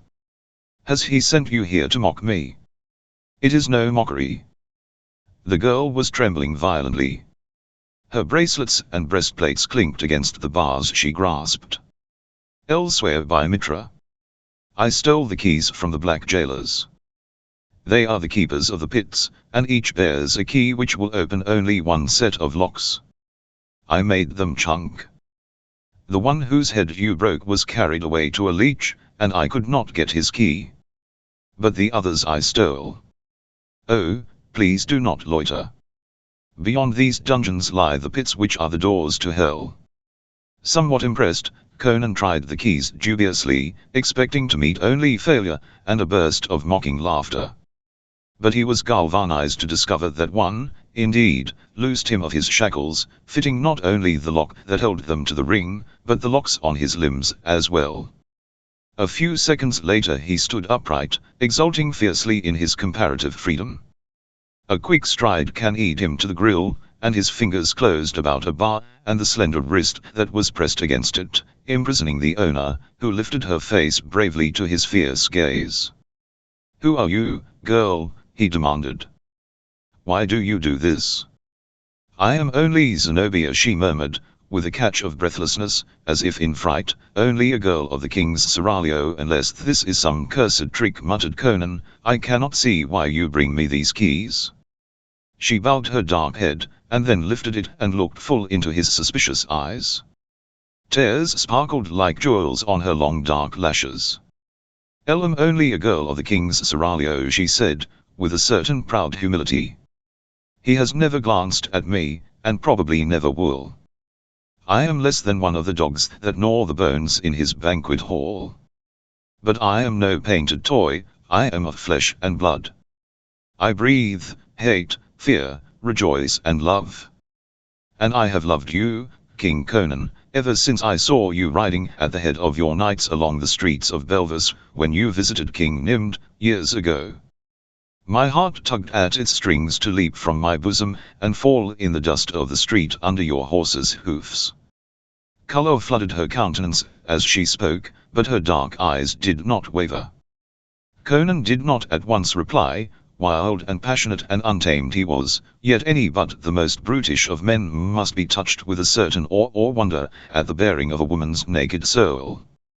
She bent her head then, and pressed her red lips to the fingers that imprisoned her slim wrist. Then she flung up her head as if in sudden recollection of their position, and terror flared in her dark eyes. "Haste," she whispered urgently. "It is past midnight. You must be gone. But won't they skin you alive for stealing these keys? They'll never know. If the black men remember in the morning who gave them the wine, they will not dare admit the keys were stolen from them while they were DNLNK. The key that I could not obtain is the one that unlocks this door. You must make your way to freedom, Dyra the pits. What awful perils lurk beyond that door I cannot even guess. But greater danger lurks for you if you remain in this cell. King Tarascus has returned. What? Tarascus? Aye. He has returned, in great secrecy, and not long ago he descended into the pits and then came out again, pale and shaking, like a man who had dared a great hazard. I heard him whisper to his squire, Aridaeus, that despite Xiltoton you should die.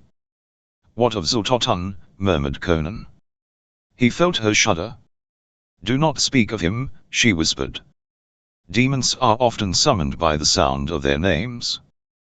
The slaves say that he lies in his chamber, behind a bolted door, dreaming the dreams of the Black Lotus. I believe that even Tarascus secretly fears him, or he would slay you openly. But he has been in the pits tonight, and what he did there, only Mitra knows. I wonder if that could have been Tarascus who fumbled at my cell door a while ago, muttered Conan. Here is a dagger, she whispered, pressing something through the bars. His eager fingers closed on an object familiar to their touch. Go quickly through yonder door, turn to the left and make your way along the cells until you come to a stone stair. On your life do not stray from the line of the cells. Climb the stair and open the door. At the top, one of the keys will fit it. If it be the will of Mitra, I will await you there. Then she was gone, with a patter of light slippered feet. Conan shnlgged his shoulders, and turned toward the farther grill. This might be some diabolical trap planned by Tarascus, but plunging headlong into a snare was less abhorrent to Conan's temperament than sitting meekly to await his doom. He inspected the weapon the girl had given him, and smiled grimly. Whatever else she might be, she was proven by that dagger to be a person of practical intelligence. It was no slender stiletto, selected because of a jeweled hilt or gold guard, fitted only for dainty murder in milady's boudoir. It was a forthright poniard, a warrior's weapon, broad blade, 15 inches in length, tapering to a diamond-sharp point. He grunted with satisfaction. The feel of the hilt cheered him and gave him a glow of confidence. Whatever webs of conspiracy were drawn about him, whatever trick won why and treachery ensnared him, this knife was real. The great muscles of his right arm swelled in anticipation of murderous blows. He tried the farther door, fumbling with the keys as he did so. It was not locked. Yet he remembered the black man locking it. That furtive, bent figure, then, had been no jailer, seeing that the bolts were in place. He had unlocked the door, instead. There was a sinister suggestion about that unlocked door. But Conan did not hesitate. He pushed upon the grill and stepped from the dungeon into the outer darkness. As he had thought, the door did not open into another corridor. The flagged floor stretched away under his feet, and the line of cells ran away to the right and left behind him, but he could not make out the other limits of the place into which he had come. He could see neither the roof nor any other wall. The moonlight filtered into that vastness only through the grills of the cells, and was almost lost in the darkness. Less keen eyes than his could scarcely have discerned the dim grey patches that floated before each cell door. Tumbling to the left, he moved swiftly and noiselessly along the line of dungeons, his bare feet making no sound on the flags. He glanced briefly into each dungeon as he passed it. They were all empty, but locked. In some he caught the glimmer of naked white bones. These pits were a relic of a grimmer age, constructed long ago when Belvance was a fortress rather than a city. But evidently their more recent use had been more extensive than the world guessed. Ahead of him, presently, he saw the dim outline of a stair sloping sharply upward, and knew it must be the stair he sought. Then he whirled suddenly, crouching in the deep shadows at its foot. Somewhere behind him something was moving, something bulky and stealthy that padded on feet which were not human feet. He was looking down the long row of cells, before each one of which lay a square of dim grey light that was little more than a patch of less dense darkness. But he saw something moving along these squares. What it was he could not tell, but it was heavy and huge, and yet it moved with more than human ease and swiftness. He glimpsed it as it moved across the squares of grey, then lost it as it merged in the expanses of shadow between. It was uncanny, in its stealthy advance, appearing and disappearing like a blur of the vision. He heard the bars rattle as it tried each door in turn. Now it had reached the cell he had so recently quitted, and the door swung open as it tugged. He saw a great bulky shape limned faintly and briefly in the grey doorway, and then the thing had vanished into the dungeon. Sweat beaded Conan's face and hands. Now he knew why Tarascus had come so suddenly to his door, and later had fled so swiftly. The king had unlocked his door, and, somewhere in these hellish pits, had opened a cell or cage that held some grim monstrosity. Now the thing was emerging from the cell, and was again advancing up the corridor, its misshapen head close to the ground. It paid no more heed to the locked doors. It was smelling out his trail. He saw it more plainly now, the grey light-limbed giant anthropomorphic body, but vaster of bulk and girth than any man. It went on 2 legs, though it stooped forward, and it was greyish and shaggy, its thick coat shot with silver. Its head was a grisly travesty of the human, its long arms hung nearly to the ground. Conan knew it at last, understood the meaning of those CNLSHED and broken bones in the dungeon, and recognized the haunter of the pits. It was a grey ape, one of the grisly man-eaters from the forests that wave on the mountainous eastern shores of the Sea of Leyte. Half mythical and altogether horrible, these apes were the goblins of Hyborian legendary, and were in reality ogres of the natural world, cannibals and murderers of the night forests. He knew it scented his presence, for it was coming swiftly now, rolling its barrel-like body rapidly along on its short, mighty bowed legs. He cast a quick glance up the long stair, but knew that the thing would be on his back before he could mount to the distant door. He chose to meet it face to face. Conan stepped out into the nearest square of moonlight, so as to have all the advantage of illumination that he could, for the beast, he knew, could see better than himself in the dark. Instantly the brute saw him, its great yellow tusks gleamed in the shadows, but it made no sound. Creatures of night and the silence, the grey apes of Leyte were voiceless. But in its dim, hideous features, which were a bestial travesty of a human face, showed ghastly exultation. Conan stood poised, watching the oncoming monster without a quiver. He knew he must stake his life on one THNRST, there would be no chance for another, nor would there be time to strike and spring away. The first blow must kill, and kill instantly, if he hoped to survive that awful grapple. He swept his gaze over the short, squat throat, the hairy swag belly, and the mighty breast, swelling in giant arches like twin shields. It must be the heart, better to risk the blade being deflected by the heavy ribs than to strike in where a stroke was not instantly fatal. With full realization of the odds, Conan matched his speed of eye and hand, and his muscular power against the BNRTE might and ferocity of the man-eater. He must meet the brute breast to breast, strike a death blow, and then trust to the ruggedness of his frame to survive the instant of manhandling that was certain to be his. As the ape came rolling in on him, swinging wide its terrible arms, he plunged in between them and STNLCK with all his desperate power. He felt the blade sink to the hilt in the hairy breast, and instantly, releasing it, he ducked his head and bunched his whole body into one compact mass of knotted muscles, and as he did so he grasped the closing arms, and drove his knee fiercely into the monster's belly, bracing himself against that crushing grapple. For one dizzy instant he felt as if he were being dismembered in the grip of an earthquake, then suddenly he was free, sprawling on the floor, and the monster was gasping out its life beneath him, its red eyes turned upward, the hilt of the poniard quivering in its breast. His desperate stab had gone home. Conan was panting as if after long conflict, trembling in every limb. Some of his joints felt as if they had been dislocated, and blood dripped from scratches on his skin where the monster's talons had ripped, his muscles and tendons had been savagely wrenched and twisted. If the beast had lived a second longer, it would surely have dismembered him.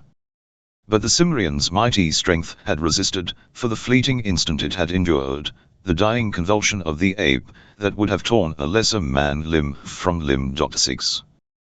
The thrust of a knife. Conan stooped and tore the knife from the monster's breast. Then he went swiftly up the stair. What other shapes of fear the darkness held he could not guess, but he had no desire to encounter any more. This touch-and-go sort of battling was too strenuous even for the giant Cimmerian. The moonlight was fading from the floor, the darkness closing in, and something like panic pursued him up the stair. He breathed a gusty sigh of relief when he reached the head, and felt the third key turn in the lock. He opened the door slightly, and craned his neck to peer through, half expecting an attack from some human or bestial enemy. He looked into a bare stone corridor, dimly lighted, and a slender, supple figure stood before the door. "Your Majesty." It was a low, vibrant cry, half in relief and half in fear. The girl sprang to his side, then hesitated as if abashed. "You bleed," she said. "You have been hurt." He brushed aside the implication with an impatient hand. "Scratches that wouldn't hurt a baby. Your skewer came in handy, though. But for a Tarascus monkey would be cracking my shin bones for the marrow right now." "But what now?" "Follow me," she whispered. "I will lead you outside the city wall. I have a horse concealed there." She turned to lead the way down the corridor, but he laid a heavy hand on her naked shoulder. "Walk beside me," he instructed her softly, passing his massive arm about her lithe waist.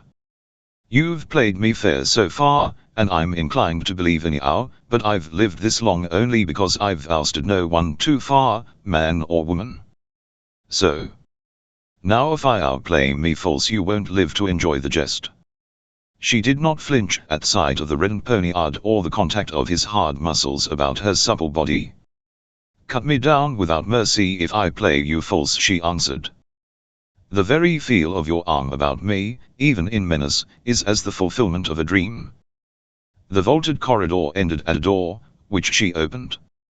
Outside lay another black man, a giant in turban and silk loincloth, with a curved sword lying on the flags near his hand. He did not move. "Eldrugged his wine," she whispered, swerving to avoid the recumbent figure. "He is the last, and outer, guard of the pits. None ever escaped from them before, and none has ever wished to seek them, so only these black men guard them.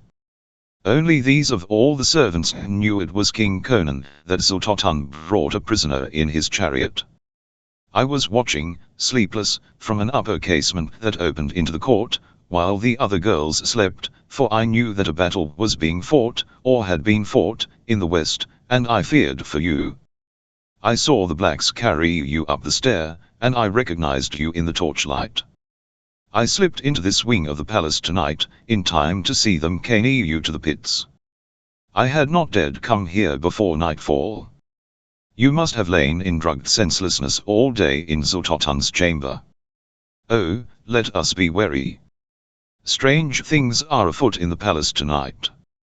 The slaves said that Zultotan slept as he often sleeps, drugged by the lotus of Stygia, but Tarascus is in the palace. He entered secretly, through the postern, wrapped in his cloak which was dusty as with long travel, and attended only by his squire, the lean silent Aridaeus. I cannot understand, but I am afraid. They came out at the foot of a narrow, winding stair, and mounting it, passed through a narrow panel which she slid aside. When they had passed through, she slipped it back in place, and it became merely a portion of the ornate wall. They were in a more spacious corridor, carpeted and tapestried, over which hanging lamps shed a golden glow. Conan listened intently, but he heard no sound throughout the palace. He did not know in what part of the palace he was, or in which direction lay the chamber of Zultotan. The girl was trembling as she drew him along the corridor, to halt presently beside an alcove masked with satin tapestry. Drawing this aside, she motioned for him to step into the niche, and whispered, "Wait here. Beyond that door at the end of the corridor we are likely to meet slaves or eunuchs, at any time of the day or night. I will go and see if the way is clear, before we essay it." Instantly his hair-trigger suspicions were aroused. "Are you leading me into a trap?" Tears sprang into her dark eyes. She sank to her knees and seized his muscular hand. 011, my king, do not mistrust me now. Her voice shook with desperate urgency. If you doubt and hesitate, we are lost. Why should I bring you up out of the pits to betray you now? All right, he muttered. I'll trust you, though, by Kron, the habits of a lifetime are not easily put aside. Yet I wouldn't hang you now, if you brought all the swordsmen in Nemedia upon me. But for you Tarascus cursed ape would have come upon me in chains and unarmed. Do as you wish, girl. Kissing his hands, she sprang lithely up and ran down the corridor, to vanish through a heavy double door. He glanced after her, wondering if he was a fool to TN1 street her, then he shnrgged his mighty shoulders, and pulled the satin hangings together, masking his refuge. It was not strange that a passionate young beauty should be risking her life to aid him, such things had happened often enough in his life. Many women had looked on him with favor, in the days of his wanderings, and in the time of his kingship. Yet he did not remain motionless in the alcove, waiting for her return. Following his instincts, he explored the niche for another exit, and presently found one, the opening of a narrow passage, masked by the tapestries, that ran to an omely carved door, barely visible in the dim light that filtered in from the outer corridor. And as he stared into it, somewhere beyond that carven door he heard the sound of another door opening and shutting, and then a low mumble of voices. The familiar sound of one of those voices caused a sinister expression to cross his dark face. Without hesitation he glided down the passage, and crouched like a stalking panther beside the door. It was not locked, and manipulating it delicately, he pushed it open a crack, with a reckless disregard for possible consequences that only he could have explained or defended. It was masked on the other side by tapestries, but through a thin slit in the velvet he looked into a chamber lit by a candle on an ebony table. There were two men in that chamber. One was a scarred, sinister-looking ruffian in leather breeks and ragged cloak, the other was Tarascus, king of Nemedia. Tarascus seemed ill at ease.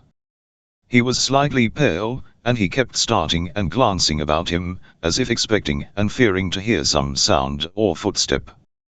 Go swiftly, and at once he was saying. He is deep in drugged slumber, but I know not when he may awaken. Strange to hear words of fear issuing from the lips of Tarascus, bled the other in a harsh, deep voice. The king frowned. I'll fear no common man, as you well know. But when I saw the cliffs fall at Valkyr, I knew that this devil we had resurrected was no charlatan. I fear his powers, because I do not know the full extent of them. But I know that somehow they are connected with this accursed thing, which I have stolen from him. It brought him back to life, so it must be the source of his sorcery. He had it hidden well, but following my secret order a slave spied on him and saw him place it in a golden chest, and saw where he hid the chest. Even so, I would not have dared steal it had Sultan himself not been sunk in lotus slumber. I believe it is the secret of his power. With it Orestes brought him back to life. With it he will make us all slaves, if we are not wary. So take it and cast it into the sea, as I have bidden you. And be sure you are so far from land, that neither tide nor storm can wash it up on the beach. You have been paid. So I have grunted the ruffian. And I owe more than gold to you, king, I owe you a debt of gratitude. Even thieves can be grateful. Whatever debt you may feel you owe me, answered Tarascus, will be paid when you have hurled this thing into the sea. I ride for Zingara, and take ship from Cadavre, promised the other. I'll dare not show my head in Argus, because of the matter of a murder or so, I care not, so it is done. Here it is, a horse awaits you in the court. Go, and go swiftly. Something passed between them, something that flamed like living fire. Conan had only a brief glimpse of it, and then the ruffian pulled a slouch hat over his eyes, drew his cloak about his shoulder, and hurried from the chamber. And as the door closed behind him, Conan moved with the devastating fury of unchained bloodlust. He had held himself in check so long as he could. The sight of his enemy so near him set his wild blood seething and swept away all caution and restraint. Tarascus was turning toward an inner door when Conan tore aside the hangings and leaped like a blood-mad panther into the room. Tarascus wheeled, but even before he could recognize his attacker, Conan's poniard ripped into him. But the blow was not mortal, as Conan knew the instant he STNLCK. His foot had caught in a fold of the curtains and tripped him as he leaped. The point fleshed itself in Tarascus' shoulder, and plowed down along his ribs, and the king of Nemedia screamed. The impact of the blow and Conan's lunging body hurled him back against the table, and it toppled and the candle went out. They were both carried to the floor by the violence of Conan's rush, and the foot of the tapestry hampered them both in its folds. Conan was stabbing blindly in the dark, Tarascus screaming in a frenzy of panicky terror. As if fear lent him superhuman energy, Tarascus tore free and blundered away in the darkness, shrieking, "Help! Guards! Aridaeus! Orestes! Orestes!" Conan rose, kicking himself free of the tangling tapestries and the broken table, cursing with the bitterness of his bloodthirsty disappointment. He was confused, and ignorant of the plan of the palace. The yells of Tarascus were still resounding in the distance, and a wild outcry was bursting forth in answer. The Nemedian had escaped him in the darkness, and Conan did not know which way he had gone. The Cimmerian's rash stroke for vengeance had failed, and there remained only the task of saving his own hide if he could. Swearing luridly, Conan ran back down the passage and into the alcove, glaring out into the lighted corridor, just as Zenobia came running up it, her dark eyes dilated with awe. 011, what has happened? She cried. The palace is roused. I swear I have not betrayed you. I know, it was I who stirred up this hornet's nest, he grunted. Elle tried to pay off a score. What's the shortest way out of this? She caught his wrist and ran fleetly down the corridor. But before they reached the heavy door at the other end, muffled shouts arose from behind it, and the portals began to shake under an assault from the other side. Zenobia wrung her hands and whimpered. We are cut off. I locked that door as I returned through it. But they will burst it in a moment. The way to the postern gate lies through it. Conan wheeled. Up the corridor, though still out of sight, he heard a rising clamor that told him his foes were behind as well as before him. Quick! Into this door, the girl cried desperately, running across the corridor and throwing open the door of a chamber. Conan followed her through, and then through the gold catch behind them. They stood in an ornately furnished chamber, empty but for themselves, and she drew him to a gold-barred window, through which he saw trees and shrubbery. You are strong, she panted. If you can tear these bars away, you may yet escape. The garden is full of guards, but the shrubs are thick, and you may avoid them. The southern wall is also the outer wall of the city. Once over that, you have a chance to get away. A horse is hidden for you in a thicket beside the road that runs westward, a few hundred paces to the south of the Fountain of Thrallus. You know where it is? Aye. But what of you? I had meant to take you with me. A flood of joy lighted her beautiful face. Then my cup of happiness is brimming. But I will not hamper your escape. Burdened with me you would fail. Nay, do not fear for me. They will never suspect that I aided you willingly. Go. What you have just said will glorify my life throughout the long years. He caught her up in his iron arms, crushed her slim, vibrant figure to him and kissed her fiercely on eyes, cheeks, throat and lips, until she lay panting in his embrace, gusty and tempestuous as a storm wind. Even his love-making was violent. "Tii go," he muttered. "But by Kron, I'll come for you someday." Wheeling, he gripped the gold bars and tore them from their sockets with one tremendous wrench, threw a leg over the sill, and went down swiftly, clinging to the ornaments on the wall. He hit the ground running and melted like a shadow into the maze of towering rose bushes and spreading trees. The one look he cast back over his shoulder showed him Zenobia leaning over the windowsill, her arms stretched after him in mute farewell and renunciation. Guards were tunneling through the garden, all converging toward the palace, where the clamor momentarily grew louder, tall men in burnished cuirasses and crested helmets of polished bronze. The starlight STNRCK glints from their gleaming armor among the trees, betraying their every movement, but the sound of their coming ran far before them. To Conan, wilderness bred, their adventure through the shrubbery was like the blundering stampede of cattle. Some of them passed within a few feet of where he lay flat in a thick cluster of bushes, and never guessed his presence. With the palace as their goal, they were oblivious to all else about them. When they had gone shouting on, he rose and fled through the garden with no more noise than a panther would have made. So quickly he came to the southern wall, and mounted the steps that led to the parapet. The wall was made to keep people out, not in. No sentry patrolling the battlements was in sight.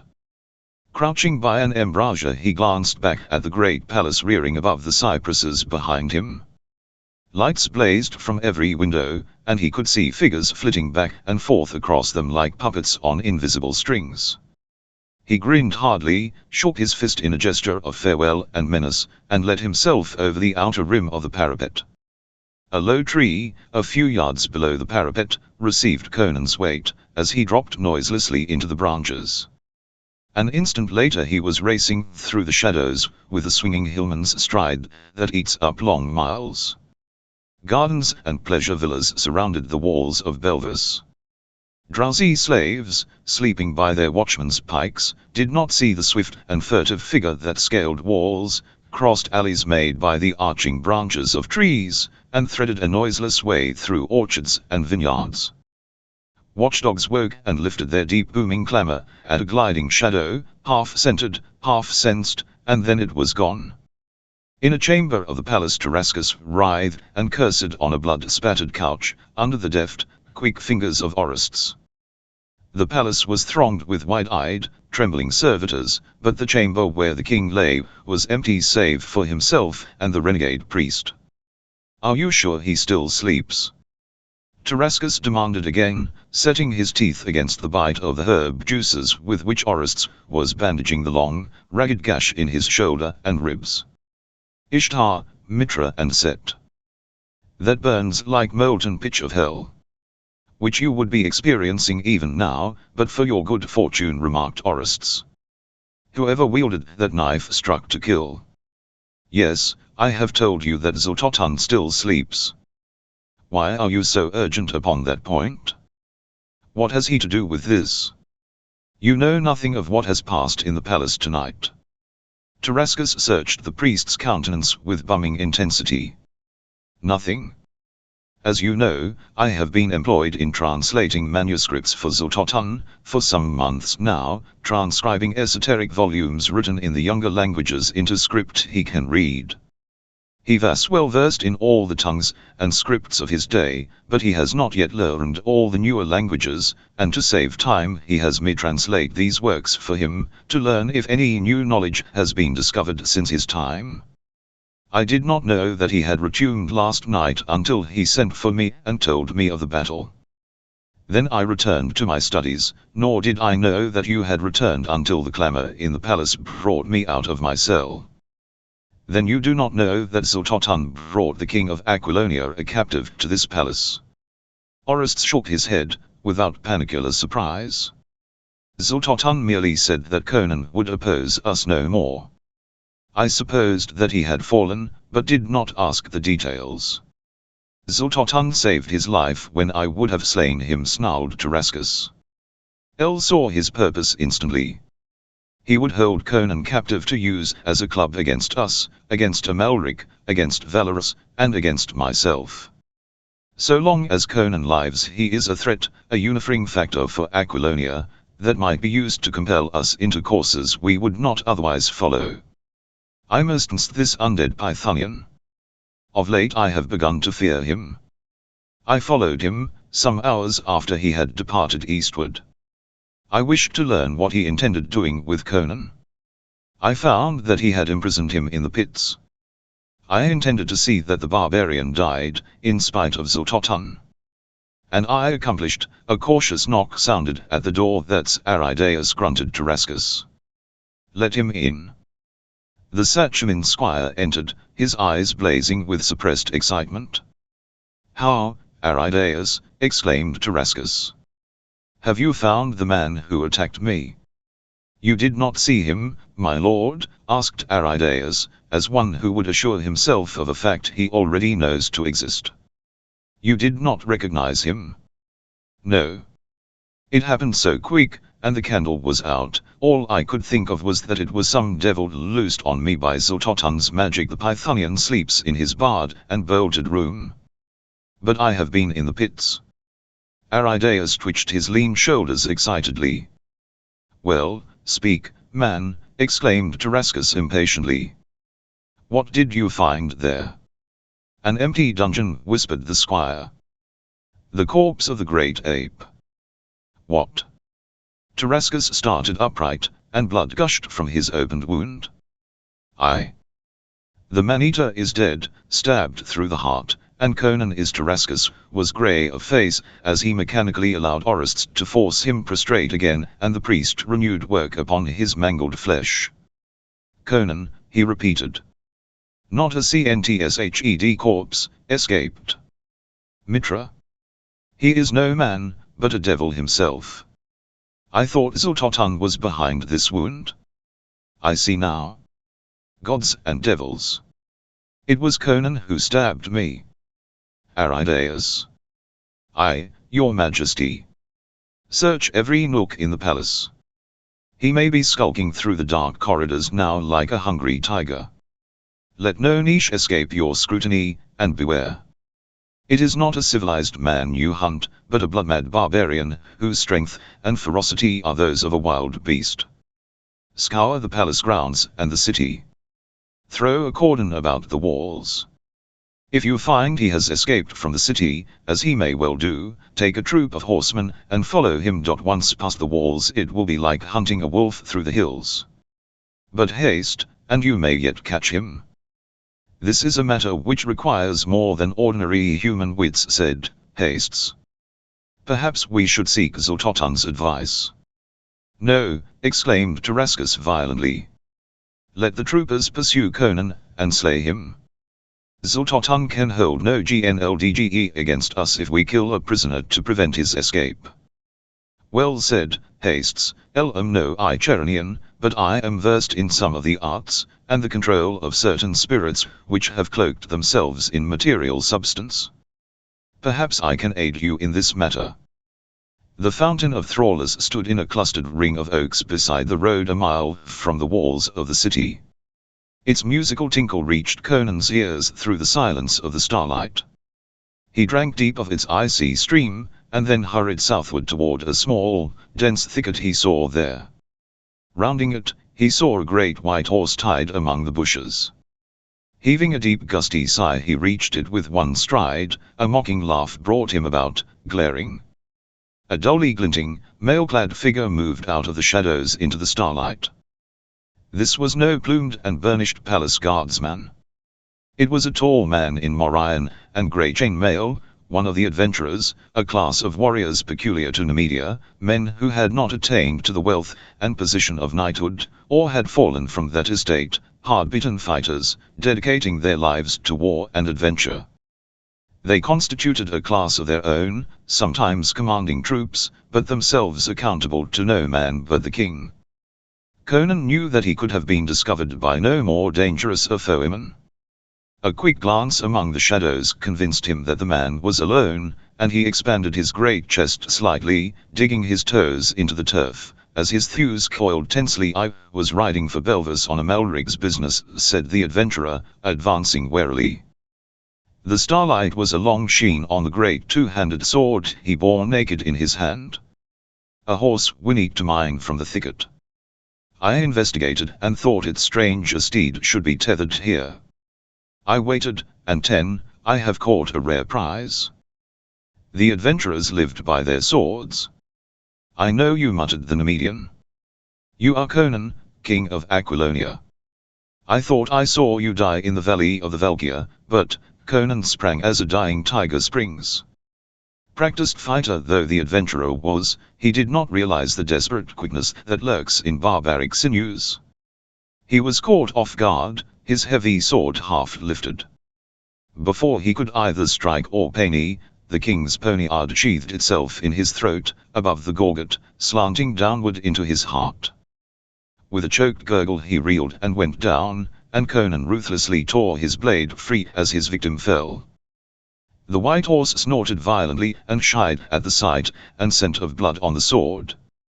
Glaring down at his lifeless enemy, dripping poniard in hand, sweat glistening on his broad breast, Conan poised like a statue, listening intently. In the woods about there was no sound, save for the sleepy cheep of awakened birds. But in the city, a mile away, he heard the strident blare of a trumpet. Hastily he bent over the fallen man. A few seconds' search convinced him that whatever message the man might have borne was intended to be conveyed by word of mouth. But he did not pause in his task. It was not many hours until dawn. A few minutes later the white horse was galloping westward along the white road, and the rider wore the grey mail of a Nemedian adventurer. The rending of the veil.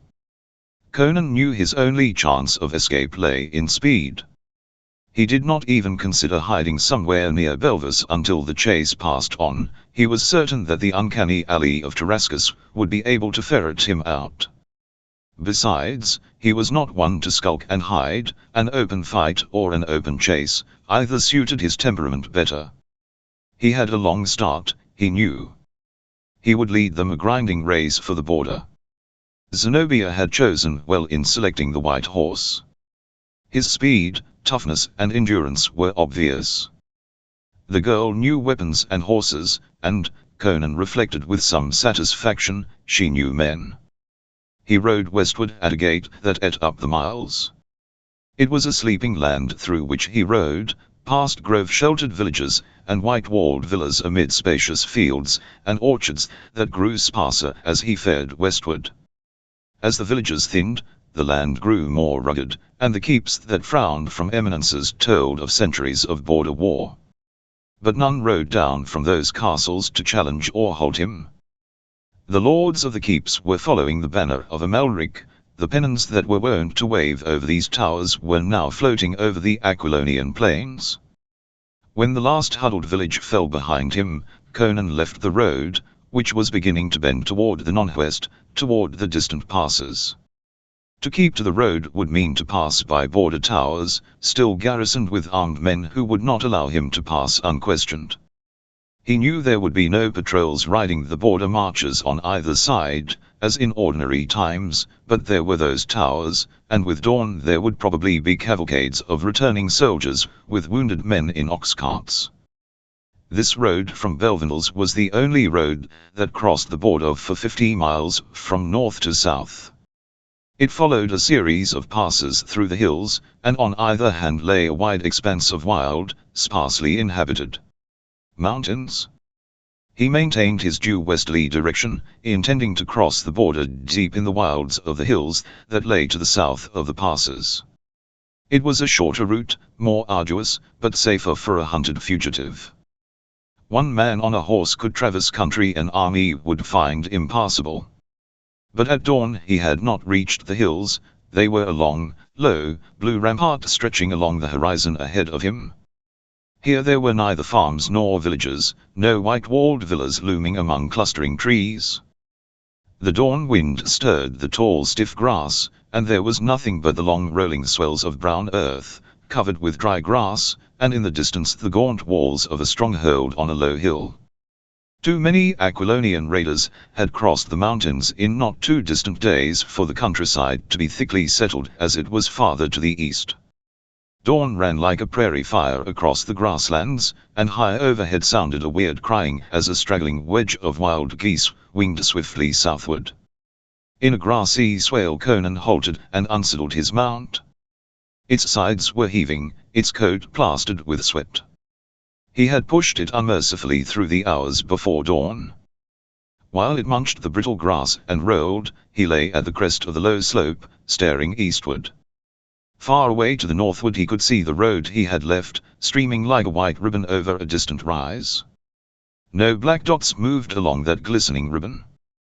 There was no sign about the castle in the distance to indicate that the keepers had noticed the lone wayfarer. An hour later the land still stretched bare. The only sign of life was a glint of steel on the far-off battlements, a raven in the sky that wheeled backward and forth, dipping and rising as if seeking something. Conan saddled and rode westward at a more leisurely gait. As he topped the farther crest of the slope, a raucous screaming burst out over his head, and looking up, he saw the raven flapping high above him, cawing incessantly. As he rode on, it followed him, maintaining its position, and making the momming hideous with its strident cries, heedless of his efforts to drive it away. This kept up for hours, until Conan's teeth were on edge, and he felt that he would give half his kingdom to be allowed to wring that black neck. Devils of hell, he roared in futile rage, shaking his mailed fist at the frantic bird. Why do you harry me with your squawking? Begone, you black spawn of perdition, and peck for wheat in the farmer's fields. He was ascending the first pitch of the hills, and he seemed to hear an echo of the bird's clamour far behind him. Tumming in his saddle, he presently made out another black dot hanging in the blue. Beyond that again he caught the glint of the afternoon sun on steel. That could mean only one thing: armed men. And they were not riding along the beaten road, which was out of his sight beyond the horizon. They were following him. His face grew grim and he shivered slightly as he stared at the raven that wheeled high above him. So it is more than the whim of a brainless beast, he muttered. Those riders cannot see you, spawn of hell, but the other bird can see you, and they can see him. You follow me, he follows you, and they follow him. Are you only a craftily trained feathered creature, or some devil in the form of a bird? Did Xototun set you on my trail? Are you Xototun? Only a strident screech answered him, a screech vibrating with harsh mockery. Conan wasted no more breath on his dusky betrayer. Grimly he settled to the long grind of the hills. He dared not push the horse too hard, the rest he had allowed it had not been enough to freshen it. He was still far ahead of his pursuers, but they would cut down that lead steadily. It was almost a certainty that their horses were fresher than his, for they had undoubtedly changed mounts at that castle he had passed. The going grew rougher, the scene one more nlgged, steep grassy slopes pitching up to densely timbered mountainsides. Here, he knew, he might elude his hunters, but for that hellish bird that squalled incessantly above him. He could no longer see them in this broken country, but he was certain that they still followed him, guided unerringly by their feathered allies. That black shape became like a demoniac incubus, hounding him dire measureless hells. The stones he hurled with a curse went wide or fell harmless, though in his youth he had felled hawks on the wing. The horse was tiring fast. Conan recognized the grim finality of his position. He sensed an inexorable driving fate behind all this. He could not escape. He was as much a captive as he had been in the pits of Belvis. But he was no son of the Orient to yield passively to what seemed inevitable. If he could not escape, he would at least take some of his foes into eternity with him. He turned into a wide thicket of larches that masked a slope, looking for a place to turn at bay. Then ahead of him there rang a strange, shrill scream, human yet weirdly timbred. An instant later he had pushed through a screen of branches, and saw the source of that eldritch cry. In a small glade below him 4 soldiers in Nemedian chainmail were binding a noose about the neck of a gaunt old woman in peasant garb. A heap of faggots, bound with cord on the ground nearby, showed what her occupation had been when surprised by these stragglers. Conan felt slow fury swell his heart as he looked silently down and saw the ruffians dragging her toward a tree whose low-spreading branches were obviously intended to act as a gibbet. He had crossed the frontier an hour ago. He was standing on his own soil, watching the murder of one of his own subjects. The old woman was struggling with surprising strength and energy, and as he watched, she lifted her head and voiced again the strange, weird, far-carrying call he had heard before. It was echoed as if in mockery by the raven flapping above the trees. The soldiers laughed roughly, and one struck her in the mouth. Conan swung from his weary steed, and dropped down the face of the rocks, landing with a clang of mail on the grass. The four men wheeled at the sound and drew their swords, gaping at the mailed giant who faced them, sword in hand. Conan laughed harshly. His eyes were bleak as flint. "Dogs," he said without passion and without mercy. "Do Nemedian jackals set themselves up as executioners and hang my subjects at will? First you must take the head of their king. Here I stand, awaiting your lordly pleasure." The soldiers stared at him uncertainly as he strode toward them. "Who is this madman?" growled a bearded ruffian. "He wears Nemedian mail, but speaks with an Aquilonian accent." "No matter," quoth another. "Cut him down, and then we'll hang the old hag." And so saying he ran at Conan, lifting his sword. But before he could strike, the king's great blade lashed down, splitting helmet and skull. The man fell before him, but the others were hardy rogues. They gave tongue like wolves and surged about the lone figure in the grey mail, and the clamour and din of steel drowned the cries of circling raven. Conan did not shout. His eyes coals of blue fire, and his lips smiling bleakly, he lashed right and left with his two-handed sword. For all his size he was quick as a cat on his feet, and he was constantly in motion, presenting a moving target so that THNLSTS and swings cut empty air oftener than not. Yet when he STNLCK he was perfectly balanced, and his blows fell with devastating power. 3 of the 4 were down, dying in their own blood, and the 4th was bleeding from half a dozen wounds, stumbling in headlong retreat as he parried frantically, when Conan's spur caught in the surcoat of one of the fallen men. The king stumbled, and before he could catch himself the Nemedian, with the frenzy of desperation, lashed him so savagely that Conan staggered and fell sprawling over the corpse. The Nemedian croaked in triumph, and sprang forward, lifting his great sword with both hands over his right shoulder, as he braced his legs wide for the stroke, and then, over the prostrate king, something huge and hairy shot like a thunderbolt full on the soldier's breast, and his yelp of triumph changed to a shriek of death. Conan, scrambling up, saw the man lying dead with his throat torn out, and a great grey wolf stood over him, head sunk as it smelled the blood that formed a pool on the grass. The king turned as the old woman spoke to him. She stood straight and tall before him, and in spite of her ragged garb, her features, clear-cut and aquiline, and her keen black eyes, were not those of a common peasant woman. She called to the wolf and it trotted to her side like a great dog, and rubbed its giant shoulder against her knee, while it gazed at Conan with great green lambent eyes. Absently she laid her hand upon its mighty neck, and so the two stood regarding the king of Aquilonia. He found their steady gaze disquieting, though there was no hostility in it. "Men say King Conan died beneath the stones and dirt when the cliffs crumbled by Valkia," she said in a deep, strong, resonant voice. "So they say," he growled. He was in no mood for controversy, and he thought of those armored riders who were pushing nearer every moment. The raven above him caught stridently, and he cast an involuntary glare upward, grinding his teeth in a spasm of nervous irritation. Up on the ledge the white horse stood with drooping head. The old woman looked at it, and then at the raven, and then she lifted a strange weird, as she had before. As if recognizing the call, the raven wheeled, suddenly mute, and raced eastward. But before it had got out of sight, the shadow of mighty wings fell across it. An eagle soared up from the tangle of trees, and rising above it, swooped and snuck the black messenger to the earth. The strident voice of betrayal was stilled forever. "Kron," muttered Conan, staring at the old woman. "Are you a magician, too?"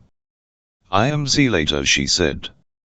"The people of the valleys call me a witch." "Was that child of the night guiding armed men on your trail?" "Aye." She did not seem to think the answer fantastic. "They cannot be far behind me." "Lead your horse and follow me, King Conan," she said briefly. Without comment he mounted the rocks, and brought his horse down to the glade by a circuitous path. As he came he saw the eagle reappear, dropping lazily down from the sky, and rest an instant on Zelator's shoulder, spreading its great wings lightly so as not to crush her with its weight. Without a word she led the way, the great wolf trotting at her side, the eagle soaring above her. Through deep thickets and along tenuous ledges poised over deep ravines she led him, and finally along a narrow precipice-edged path to a curious dwelling of stone, half hut, half cavern, beneath a cliff, hidden among the gorges and crags. The eagle flew to the pinnacle of this cliff, and perched there like a motionless sentinel. Still silent, Zelator stabled the horse in a nearby cave, with leaves and grass piled high for provender, and a tiny spring bubbling in the dim recesses. In the hut she seated the king on a rude, hide-covered bench, and she herself sat upon a low stool before the tiny fireplace, while she made a fire of tamarisk chunks, and prepared a frugal meal. The great wolf drowsed beside her, facing the fire, his huge head sunk on his paws, his ears twitching in his dreams. "You do not fear to sit in the hut of a witch?" she asked, breaking her silence at last. An impatient shrug of his grey-mailed shoulders was her guest's only reply. She gave into his hands a wooden dish heaped with dried fruits, cheese and barley bread, and a great pot of the heady upland beer, brewed from barley grown in the high valleys. "I'll have found the brooding silence of the glens more pleasing than the babble of city streets," she said. "The children of the wild are kinder than the children of men." Her hand briefly stroked the niff of the sleeping wolf. "My children were far from me today, or I had not needed your sword, my king. They were coming at my call." "What grudge had those Nemedian dogs against you?" Conan demanded. "Skulkers from the invading army straggle all over the countryside, from the frontier to Turanshia," she answered. "The foolish villagers in the valleys told them that I had a store of gold hidden away, so as to divert their attentions from their villages. They demanded treasure from me, and my answers angered them. But neither skulkers nor the men who pursue you, nor any raven will find you here." He shook his head, eating ravenously. "TM for Turanshia." She shook her head. "You thrust your head into the dragon's jaws. Best seek refuge abroad. The heart is gone from your kingdom." "What do you mean?" he demanded. "Battles have been lost before, yet wars won. A kingdom is not lost by a single defeat. And you will go to Turanshia?" "Aye. Prospero will be holding it against Amalric." "Are you sure?" "Hell's devils, woman," he exclaimed wrathfully. "What else?" She shook her head. "I feel that it is otherwise." "Let us see." "Not likely is the veil rent, yet I will rend it a little, and show you your capital city." Conan did not see what she cast upon the fire, but the wolf whimpered in his dreams, and a green smoke gathered and billowed up into the hut. And as he watched, the walls and ceiling of the hut seemed to widen, to grow remote and vanish, merging with infinite immensities. The smoke rolled about him, blotting out everything. And in it forms moved and faded, and stood out in startling clarity. He stared at the familiar towers and streets of Turanshia, where a mob seethed and screamed, and at the same time he was somehow able to see the banners of Nemedia moving inexorably westward through the smoke and flame of a pillaged land. In the great square of Turanshia the frantic throng milled and yammered, screaming that the king was dead, that the barons were girding themselves to divide the land between them, and that the NLLE of a king, even of Valorous, was better than anarchy. Prospero, shining in his armor, rode among them, trying to pacify them, bidding them TNLST Count Trusero, urging them to man the wall, and aid his knights in defending the city. They turned on him, shrieking with fear and unreasoning rage, howling that he was Trusero's butcher, a more evil foe than Amalric himself. Offal and stones were hurled at his knights. A slight blurring of the picture, that might have denoted a passing of time, and then Conan saw Prospero and his knights filing out of the gates, and spurring southward. Behind him the city was in an uproar. Fools, muttered Conan thickly. Fools. Why could they not trust Prospero? Zelator, if you are making game of me, with some trickery, this has passed, answered Zelator imperturbably, though solemnly. It was the evening of the day that has passed when Prospero rode out of Turanshia, with the hosts of Amalric almost within sight. From the walls men saw the flame of their pillaging. So I read it in the smoke. At sunset the Nemedians rode into Turanshia, unopposed. Look. Even now, in the royal hall of Turanshia, abruptly Conan was looking into the great coronation hall.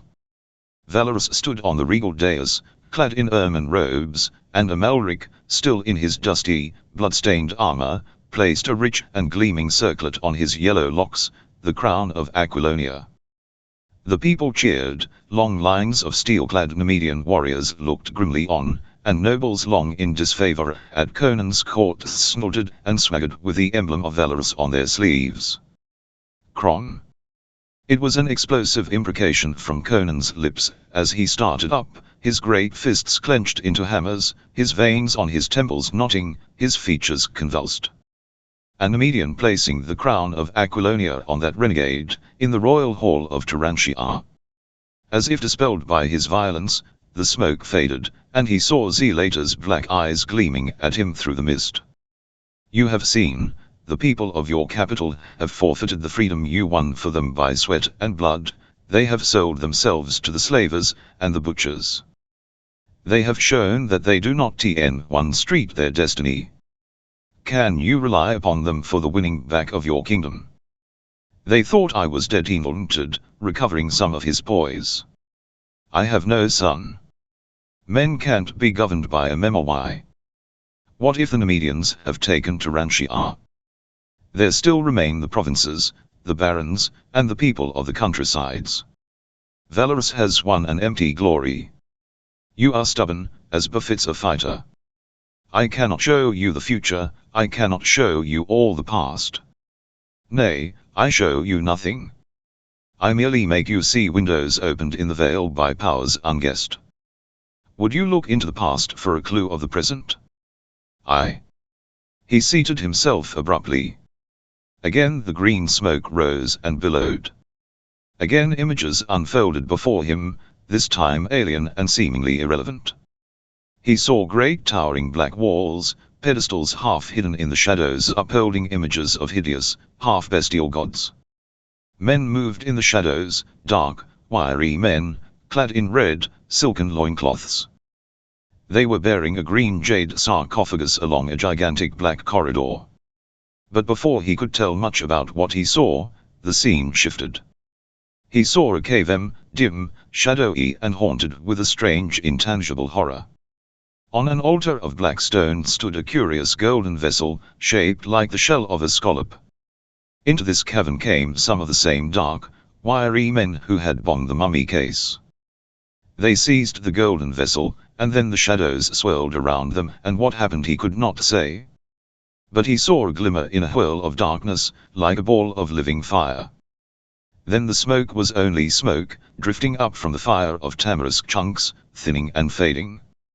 But what does this portend? He demanded, bewildered. What I saw in Turanshia I can understand. But what means this glimpse of Zamorian thieves sneaking through a subterranean temple of Set, in Stygia? And that cavern, I've never seen or heard of anything like it, in all my wanderings. If you can show me that much, these shreds of vision which mean nothing, disjointed, why can you not show me all that is to occur? Zelator stirred the fire without replying. These things are governed by immutable laws, she said at last. L cannot make you understand. I do not altogether understand myself, though I have sought wisdom in the silences of the high places for more years than I can remember. I cannot save you, though I would if I might. Man must, at last, work out his own salvation. Yet perhaps wisdom may come to me in dreams, and in the morn I may be able to give you the clue to the enigma. What enigma? He demanded. The mystery that confronts you, whereby you have lost a kingdom, she answered. And then she spread a sheepskin upon the floor before the hearth. Sleep, she said briefly. Without a word he stretched himself upon it, and sank into restless but deep sleep, through which phantoms moved silently, and monstrous shapeless shadows crept. Once, limned against a purple sunless horizon, he saw the mighty walls and towers of a great city such as rose nowhere on the waking earth he knew. Its colossal pylons and purple minarets lifted toward the stars, and over it, floating like a giant mirage, hovered the bearded countenance of the man Xlototun. Conan woke in the chill whiteness of early dawn, to see Zelator crouched beside the tiny fire. He had not awakened once in the night, and the sound of the great wolf leaving or entering should have roused him. Yet the wolf was there, beside the hearth, with its shaggy coat wet with dew, and with more than dew. Blood glistened wetly amid the thick fell, and there was a cut upon his shoulder. Zelator nodded, without looking around, as if reading the thoughts of her royal guest. He has hunted before dawn, and red was the hunting. I think the man who hunted a king will hunt no more, neither man nor beast. Conan stared at the great beast, with strange fascination, as he moved to take the food Zelator offered him. When I come to my throne again I won't forget, he said briefly. You've befriended me, by Crom, I can't remember when I've lain down and slept at the mercy of man or woman, as I did last night. But what of the riddle you would read me this morn? A long silence ensued, in which the crackle of the tamarisks was loud on the hearth. Find the heart of your kingdom, she said at last. There lies your defeat and your power. You fight more than mortal man. You will not press the throne again unless you find the heart of your kingdom. Do you mean the city of Turanshia? She shook her head. I am but an oracle, through whose lips the gods speak. My lips are sealed by them lest I speak too much. You must find the heart of your kingdom. I can say no more. My lips are opened and sealed by the gods. Dawn was still white on the peaks when Conan rode westward. A glance back showed him Zelator standing in the door of her hut, inscrutable as ever, the great wolf beside her. A grey sky arched overhead, and a moaning wind was chill with a promise of winter. Brown leaves fluttered slowly down from the bare branches, sifting upon his mailed shoulders. All day he pushed through the hills, avoiding roads and villages. Toward nightfall he began to drop down from the heights, tier by tier, and saw the broad plains of Aquilonia spread out beneath him. Villages and farms lay close to the foot of the hills on the western side of the mountains, for half a century, most of the raiding across the frontier had been done by the Aquilonians. But now only embers and ashes showed where farm huts and villas had stood. In the gathering darkness Conan rode slowly on. There was little fear of discovery, which he dreaded from friend as well as from foe. The Nemedians had remembered old scores on their westward drive, and Valorous had made no attempt to restrain his allies. He did not count on winning the love of the common people. A vast swath of desolation had been cut through the country from the foothills westward. Conan cursed as he rode over blackened expanses that had been rich fields, and saw the gaunt gable ends of burned houses jutting against the sky. He moved through an empty and deserted land, like a ghost out of a forgotten and outworn past.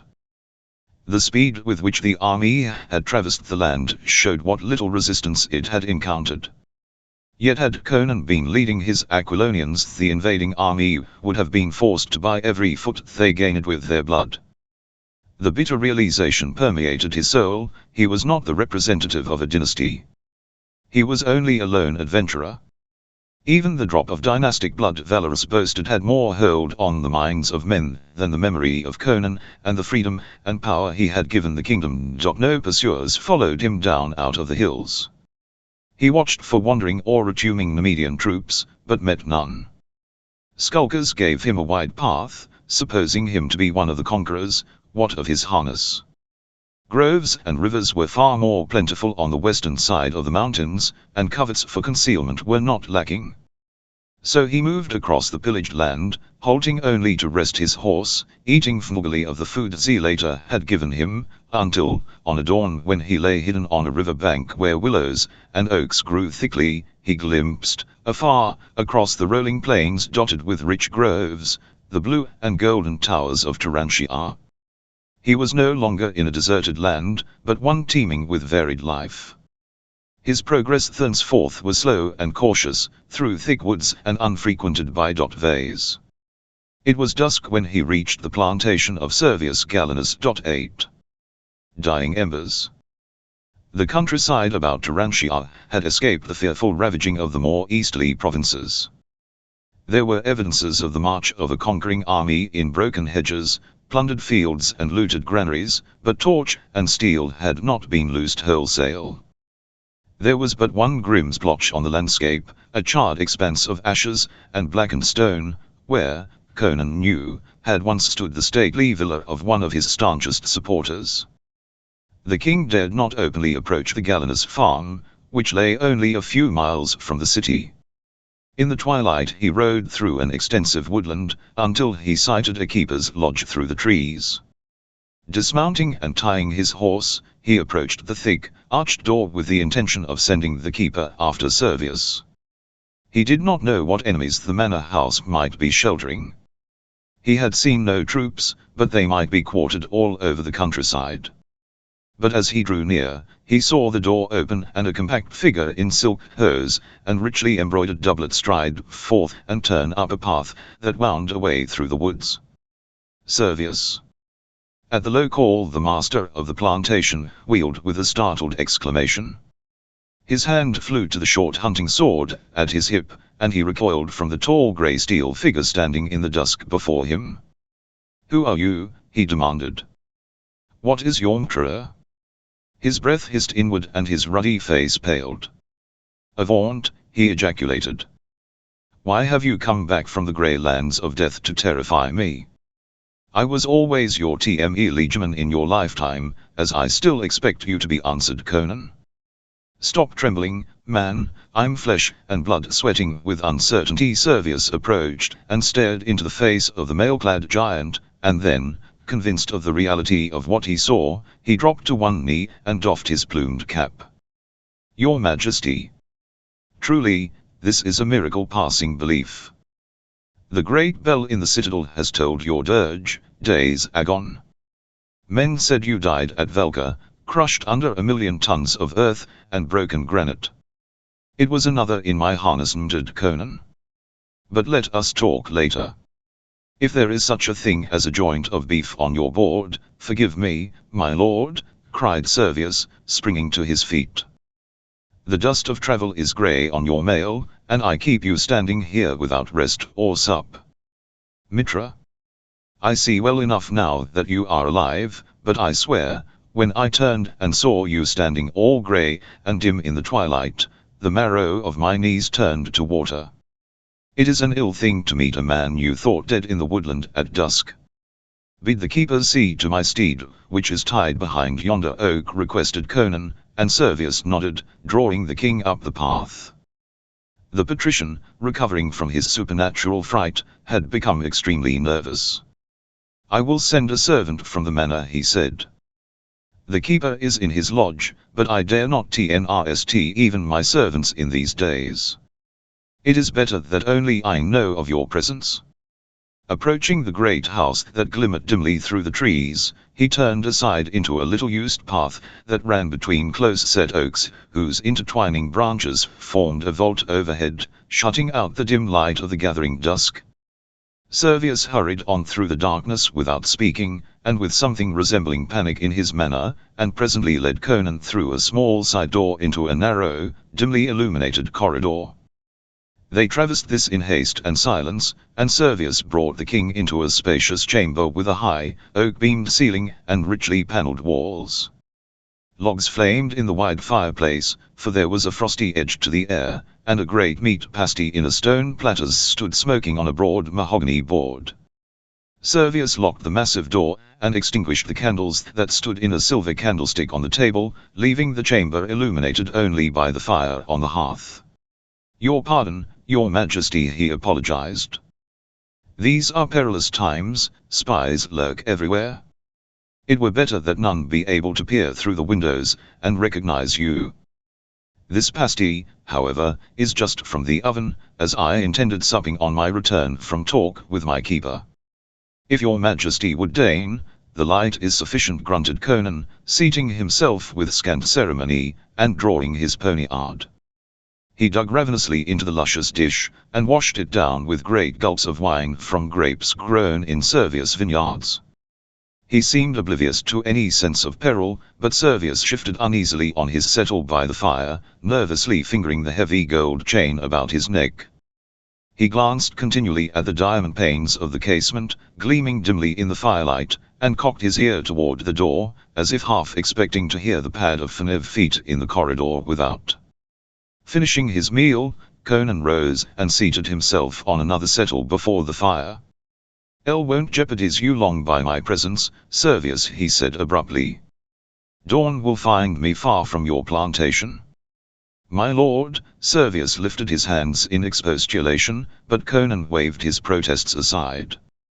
"El know your loyalty and your courage. Both are above reproach. But if Valorous has usurped my throne, it would be death for you to shelter me, if you were discovered." "I am not strong enough to defy him," openly admitted Servius. "The 50 men-at-arms I could lead to battle would be but a handful of straws. You saw the lins of Aemilius Scavenus' plantation?" Conan nodded, frowning darkly. "He was the strongest patrician in this province, as you know. He refused to give his allegiance to Valorous. The Nemedians bummed him in the ruins of his own villa. After that the rest of us saw the futility of resistance, especially as the people of Turantia refused to fight. We submitted, and Valorous spared our lives, though he levied a tax upon us that will ruin many. But what could we do? We thought you were dead. Many of the barons had been slain, others taken prisoner. The army was shattered and scattered. You have no heir to take the crown. There was no one to lead us, was there not? Count Trusero of Poitine demanded Conan harshly. Servius spread his hands helplessly. It is true that his general Prospero was in the field with a small army. Retreating before Amalric, he urged men to rally to his banner. But with your Majesty dead, men remembered old wars and civil brawls, and how Trusero and his Poitanians once rode through these provinces, even as Amalric was riding now, with torch and sword. The barons were jealous of Trusero. Some men, spies of Valorous perhaps, shouted that the Count of Poitine intended seizing the crown for himself. Old sectional hates flared up again. If we had had one man with dynastic blood in his veins, we would have crowned and followed him against Nemedia. But we had none. The barons who followed you loyally would not follow one of their own number, each holding himself as good as his neighbor, each fearing the ambitions of the others. You were the cord that held the faggots together. When the cord was cut, the faggots fell apart. If you had had a son, the barons would have rallied loyally to him. But there was no point for their patriotism to focus upon. The merchants and commoners, dreading anarchy and a return of feudal days, when each baron was his own law, cried out that any king was better than none, even Valorous, who was at least of the blood of the old dynasty. There was no one to oppose him when he rode up at the head of his steel-clad hosts, with the scarlet dragon of Nemedia floating over him, and rang his lance against the gates of Turantia. Nay, the people threw open the gates, and knelt in the dust before him. They had refused to aid Prospero in holding the city. They said they had rather be ruled by Valorous than by Trusero. They said, mirthfully, that the barons would not rally to Tricero, but that many would accept Valorous. They said that by yielding to Valorous they would escape the devastation of civil war and the fury of the Numidians.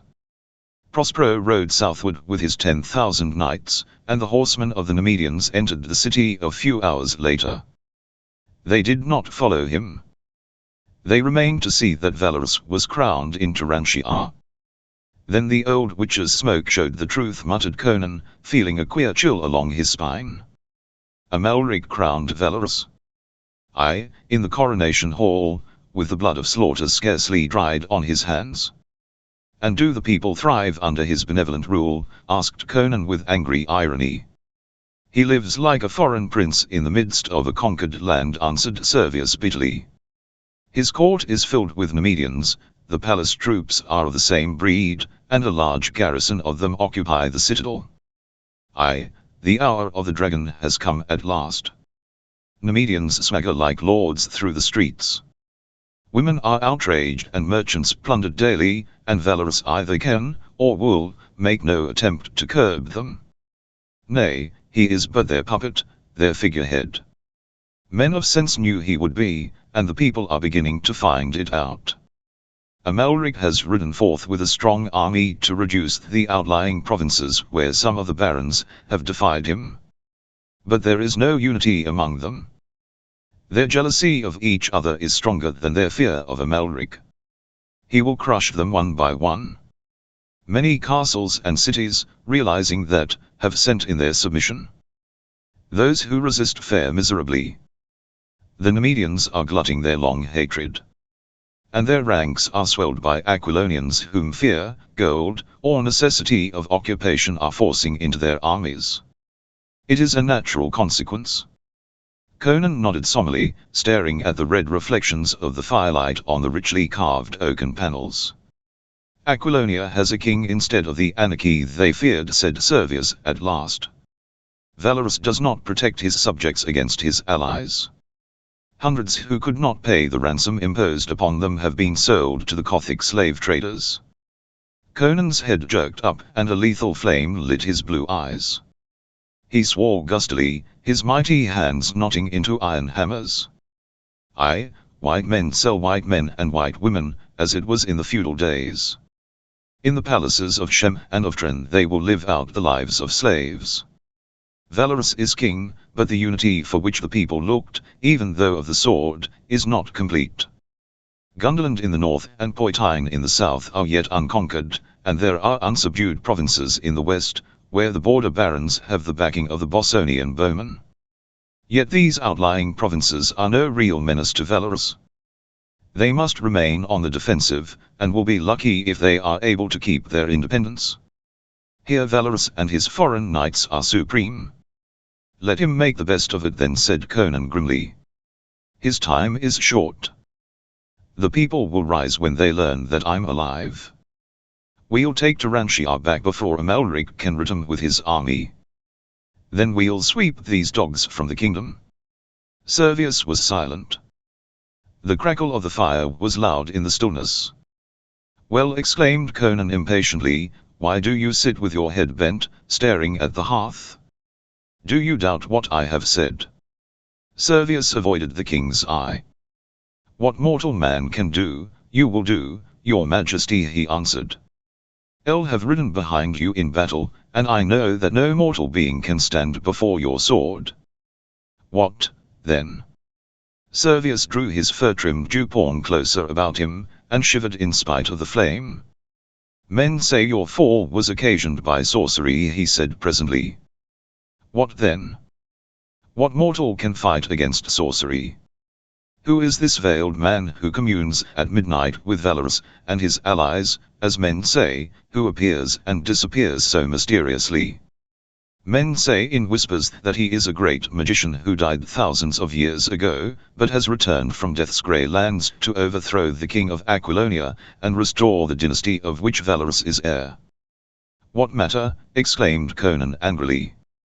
I escaped from the devil-haunted pits of Belvems, and from diabolism in the mountains. If the people rise, Servius shook his head. Your staunchest supporters in the eastern and central provinces are dead, fled or imprisoned. Gunderland is far to the north, Poitiers far to the south. The Bossonians have retired to their marches far to the west.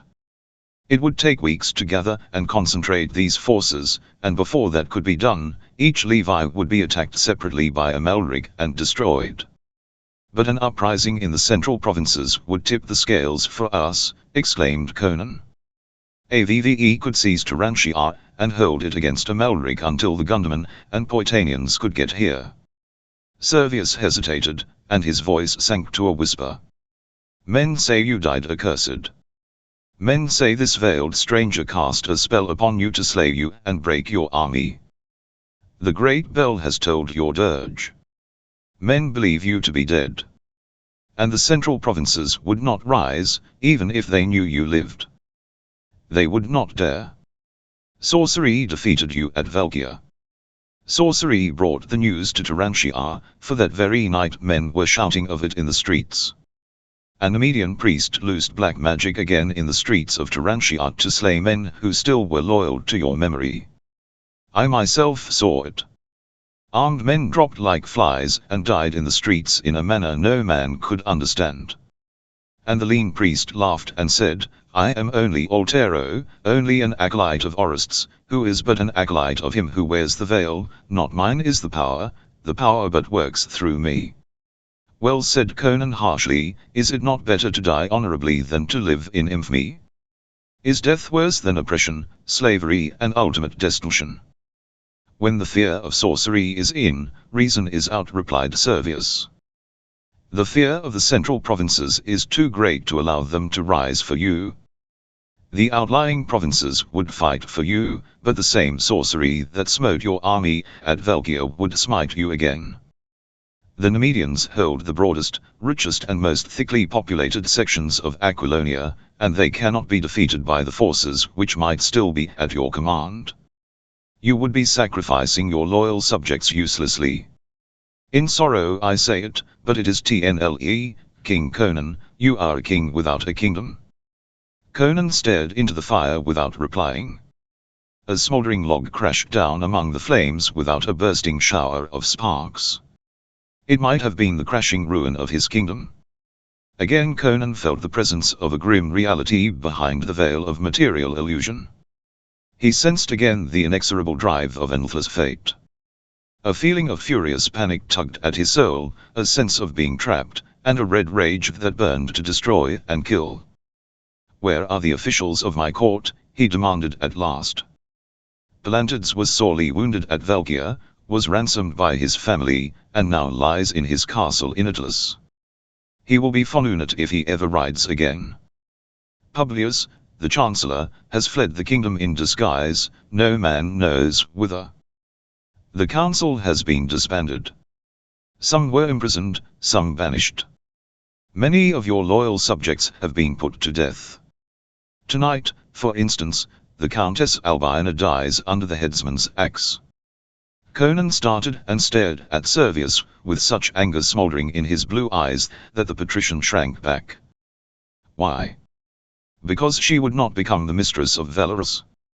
Her lands are forfeit, her henchmen sold into slavery, and at midnight, in the Iron Tower, her head must fall.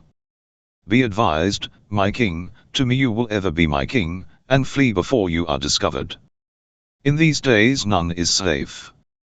Spies and informers creep among us, betraying the slightest deed or word of discontent, as treason and rebellion. If you make yourself known to your subjects it will only end in your capture and death.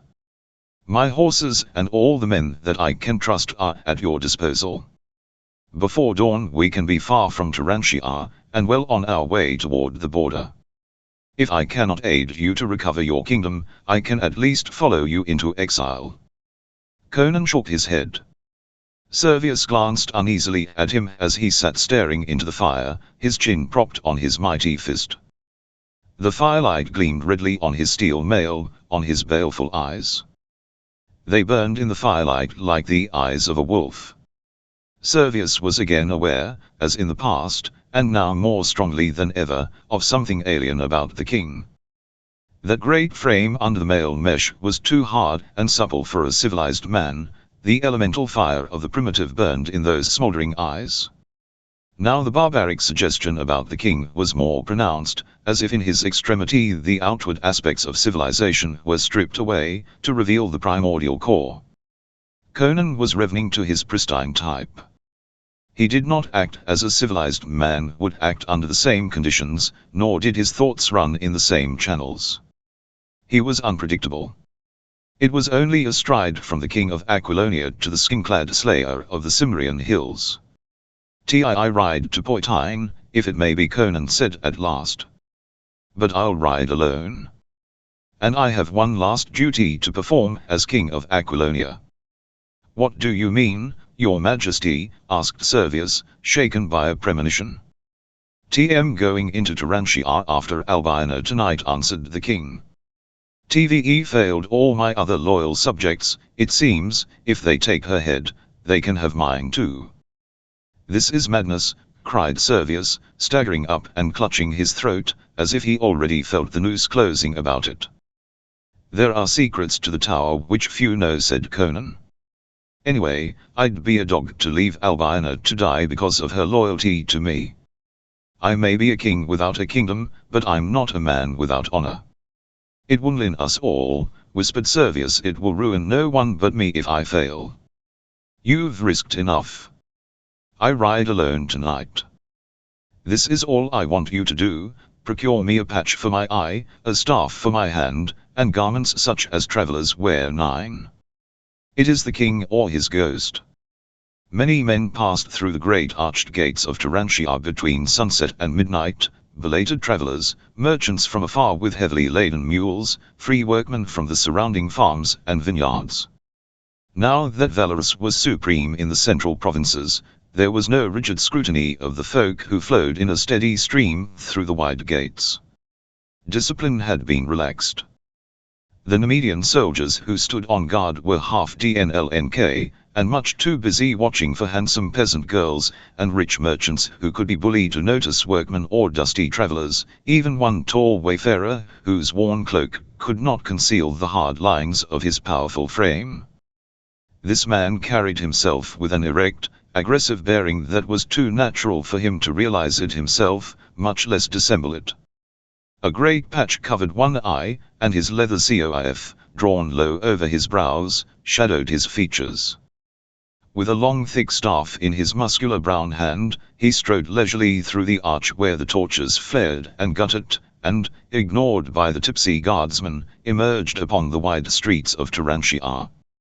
Upon these well-lighted thoroughfares the usual throngs went about their business, and shops and stalls stood open, with their wares displayed. One thread ran a constant theme through the pattern. Nemedian soldiers, singly or in clumps, swaggered through the throngs, shouldering their way with studied arrogance. Women scurried from their path, and men stepped aside with darkened brows and clenched fists. The Aquilonians were a proud race, and these were their hereditary enemies. The knuckles of the tall traveler knotted on his staff, but, like the others, he stepped aside to let the men in armor have the way. Among the motley and varied crowd he did not attract much attention in his drab, dusty garments. But once, as he passed a sword seller's stall, and the light that streamed from its wide door fell full upon him, he thought he felt an intense stare upon him, and turning quickly, saw a man in the brown jerkin of a free workman regarding him fixedly. This man turned away with undue haste, and vanished in the shifting throng. But Conan turned into a narrow by-street and quickened his pace. It might have been mere idle curiosity, but he could take no chances. The grim iron tower stood apart from the citadel, amid a maze of narrow streets and crowding houses where the meanest indulgers, appropriating a space from which the more fastidious shrank, had invaded a portion of the city ordinarily alien to them. The tower was in reality a castle, an ancient, formidable pile of heavy stone and black iron, which had itself served as the citadel in an earlier, ruder century. Not a long distance from it, lost in a tangle of partly deserted tenements and warehouses, stood an ancient watchtower, so old and forgotten that it did not appear on the maps of the city for 100 years back. Its original purpose had been forgotten, and nobody, of such as saw it at all, noticed that the apparently ancient lock, which kept it from being appropriated as sleeping quarters by beggars and thieves, was in reality comparatively new and extremely powerful, cunningly disguised into an appearance of rusty antiquity. Not half a dozen men in the kingdom had ever known the secret of that tower. No keyhole showed in the massive, green-crusted lock.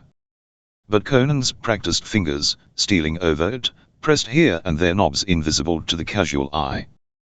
The door silently opened inward and he entered solid blackness, pushing the door shut behind him. A light would have showed the tower empty, a bare, cylindrical shaft of massive stone. Groping in a cummer with the sureness of familiarity, he found the projections for which he was feeling on a slab of the stone that composed the floor. Quickly he lifted it, and without hesitation lowered himself into the aperture beneath.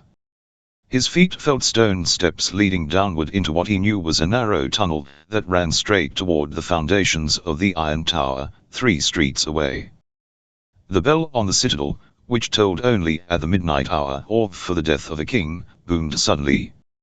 In a dimly lighted chamber in the Iron Tower a door opened and a form emerged into a corridor. The interior of the tower was as forbidding as its external appearance. Its massive stone walls were rough, unadorned. The flags of the floor were worn deep by generations of faltering feet, and the vault of the ceiling was gloomy in the dim light of torches set in niches. The man who trudged down that grim corridor was in appearance in keeping with his surroundings. He was a tall, powerfully built man, clad in close-fitting black silk. Over his head was drawn a black hood which fell about his shoulders, having 2 holes for his eyes. From his shoulders hung a loose black cloak, and over one shoulder he bore a heavy axe, the shape of which was that of neither tool nor weapon. As he went down the corridor, a figure came hobbling up it, a bent, surly old man, stooping under the weight of his pike, and a lantern he bore in one hand. "You are not as prompt as your predecessor, Master Headsman," he bled. "Midnight has just STNLCK, and masked men have gone to Milady's cell. They await you." "The tones of the bells still echo among the towers," answered the executioner. "If I am not so quick to leap and run at the beck of Aquilonians, as was the dog who held this office before me, they shall find my arm no less ready. Get you to your duties, old watchman, and leave me to mine. I think mine is the sweeter trade, by Mitra, for you tramp cold con-iders and peer at rusty dungeon doors, while I lop off the fairest head in Turantia this night." The watchman limped on down the corridor, still grumbling, and the headsman resumed his leisurely way. A few strides carried him around a turn in the corridor, and he absently noted that at his left a door stood partly open. If he had thought, he would have known that that door had been opened since the watchman passed, but thinking was not his trade. He was passing the unlocked door before he realized that aught was amiss, and then it was too late. A soft tigerish step and the nozzle of a cloak warned him, but before he could turn, a heavy arm hooked about his throat from behind, quenching the cry before it could reach his lips. In the brief instant that was allowed him, realized with a surge of panic the strength of his attacker, against which his own brawny thews were helpless. He sensed without seeing the poised dagger. "Nemedian dog," muttered a voice thick with passion in his ear. "You've cut off your last Aquilonian head." And that was the last thing he ever heard. In a dank dungeon, lighted only by a guttering torch, 3 men stood about a young woman who knelt on the rush-strewn flags staring wildly up at them. She was clad only in a scanty shift, her golden hair fell in lustrous ripples about her white shoulders, and her wrists were bound behind her. Even in the uncertain torchlight, and in spite of her disheveled condition and pallor of fear, her beauty was striking. She knelt mutely, staring with wide eyes up at her tormentors. The men were closely masked and cloaked. Such a deed as this needed masks, even in a conquered land. She knew them all nevertheless, but what she knew would harm no one, after that night. "Our merciful sovereign offers you one more chance," Countess, said the tallest of the 3, and he spoke Aquilonian without an accent. he bids me say that if you soften your proud, rebellious spirit, he will still open his arms to you. If not, he gestured toward a grim wooden block in the center of the cell. It was blackly stained, and showed many deep nicks as if a keen edge, cutting through some yielding substance, had sunk into the wood. Albina shuddered and turned pale, shrinking back. Every fiber in her vigorous young body quivered with the urge of life. Valorous was young, too, and handsome. Many women loved him, she told herself, fighting with herself for life. But she could not speak the word that would ransom her soft young body from the block and the dripping axe. She could not reason the matter. She only knew that when she thought of the clasp of valorous arms, her flesh crawled with an abhorrence greater than the fear of death. She shook her head helplessly, compelled by an impulsion more irresistible than the instinct to live. "Then there is no more to be said," exclaimed one of the others impatiently, and he spoke with a Nemedian accent. "Where is the headsman?" As if summoned by the word, the dungeon door opened silently, and a great figure stood framed in it, like a black shadow from the underworld. Albino voiced a low, involuntary cry at the sight of that grim shape, and the others stared silently for a moment, perhaps themselves daunted with superstitious awe at the silent, hooded figure. Through the coif the eyes blazed like coals of blue fire, and as these eyes rested on each man in turn, he felt a curious chill travel down his spine. Then the tall Aquilonian roughly seized the girl, and dragged her to the block. She screamed uncontrollably and fought hopelessly against him, frantic with terror, but he ruthlessly forced her to her knees, and bent her yellow head down to the bloody block. "Why do you delay, headsman?" he exclaimed angrily. "Perform your task." He was answered by a short, gusty boom of laughter that was indescribably menacing. All in the dungeon froze in their places, staring at the hooded shape, the two cloaked figures, the masked man bending over the girl herself on her knees, twisting her imprisoned head to look upward. "What means this unseemly filth, dog?" demanded the Aquilonian uneasily. The man in the black garb tore his hood from his head, and flung it to the ground. He set his back to the closed door, and lifted the headsman's axe. "Do you know me, dogs?" he rumbled. "Do you know me?" The breathless silence was broken by a scream. "The king!" shrieked Albina, wrenching herself free from the slackened grasp of her captor. 011, Mitra, the king. The three men stood like statues, and then the Aquilonian staffed and spoke, like a man who doubts his own senses. "Conan," he ejaculated. "It is the king, or his ghost. What devil's work is this?" "Devil's work to match devils," mocked Conan, his lips laughing but hell flaming in his eyes. "Come, fall to, my gentlemen. You have your swords, and I this cleaver. Nay, I think this butcher's tool fits the work at hand, my fair lords." "At him," muttered the Aquilonian, drawing his sword. "It is Conan, and we must kill or be killed." And like men waking from a trance, the Nemedians drew their blades, and rushed on the king. The headsman's axe was not made for such work, but the king wielded the heavy, clumsy weapon as lightly as a hatchet, and his quickness of foot, as he constantly shifted his position, defeated their purpose of engaging him all three at once. He caught the sword of the first man on his axe head and CMSHED in the wielder's breast, with a murderous counterstroke before he could step back or parry. The remaining Nemedian, missing a savage swipe, had his brains dashed out before he could recover his balance, and an instant later the Aquilonian was backed into a corner, desperately parrying the crashing strokes that rained about him, lacking opportunity even to scream for help. Suddenly Conan's long left arm shot out and ripped the mask from the man's head, disclosing the pallid features. "Dog," grated the king. "El thought I knew you. Traitor. Damned renegade. Even this base steel is too honorable for your foul head. Nay, die as thieves." The axe fell in a devastating arch, and the Aquilonian cried out and went to his knees, grasping the severed stump of his right arm from which blood spouted. It had been shorn away at the elbow, and the axe, unchecked in its descent, had gashed deeply into his side, so that his entrails bulged out. "Lie there and bleed to death," muttered Conan, casting the axe away disgustedly. "Come, Countess." Stooping, he slashed the cords that bound her wrists, and lifting her as if she had been a child, strode from the dungeon. She was sobbing hysterically with her arms thrown about his cord neck in a frenzied embrace. "Easy all," he muttered. "We're not out of this yet.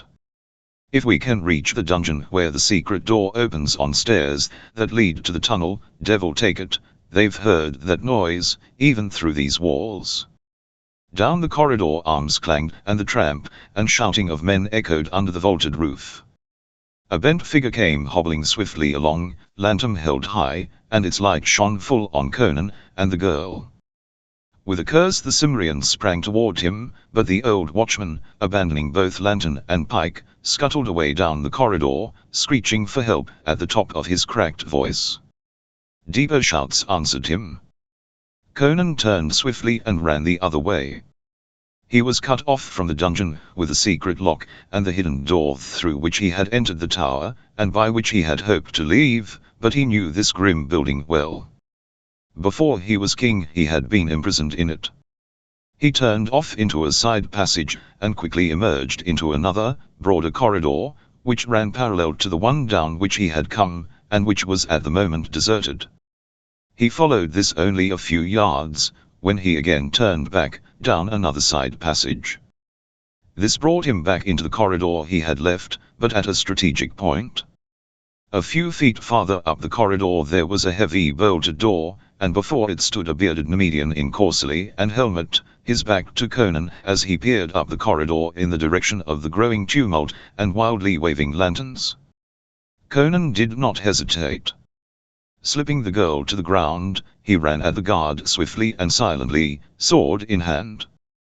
The man turned just as the king reached him, bawled in surprise and fright and lifted his pike, but before he could bring the clumsy weapon into play, Conan brought down his sword on the fellow's helmet, with a force that would have felled an ox.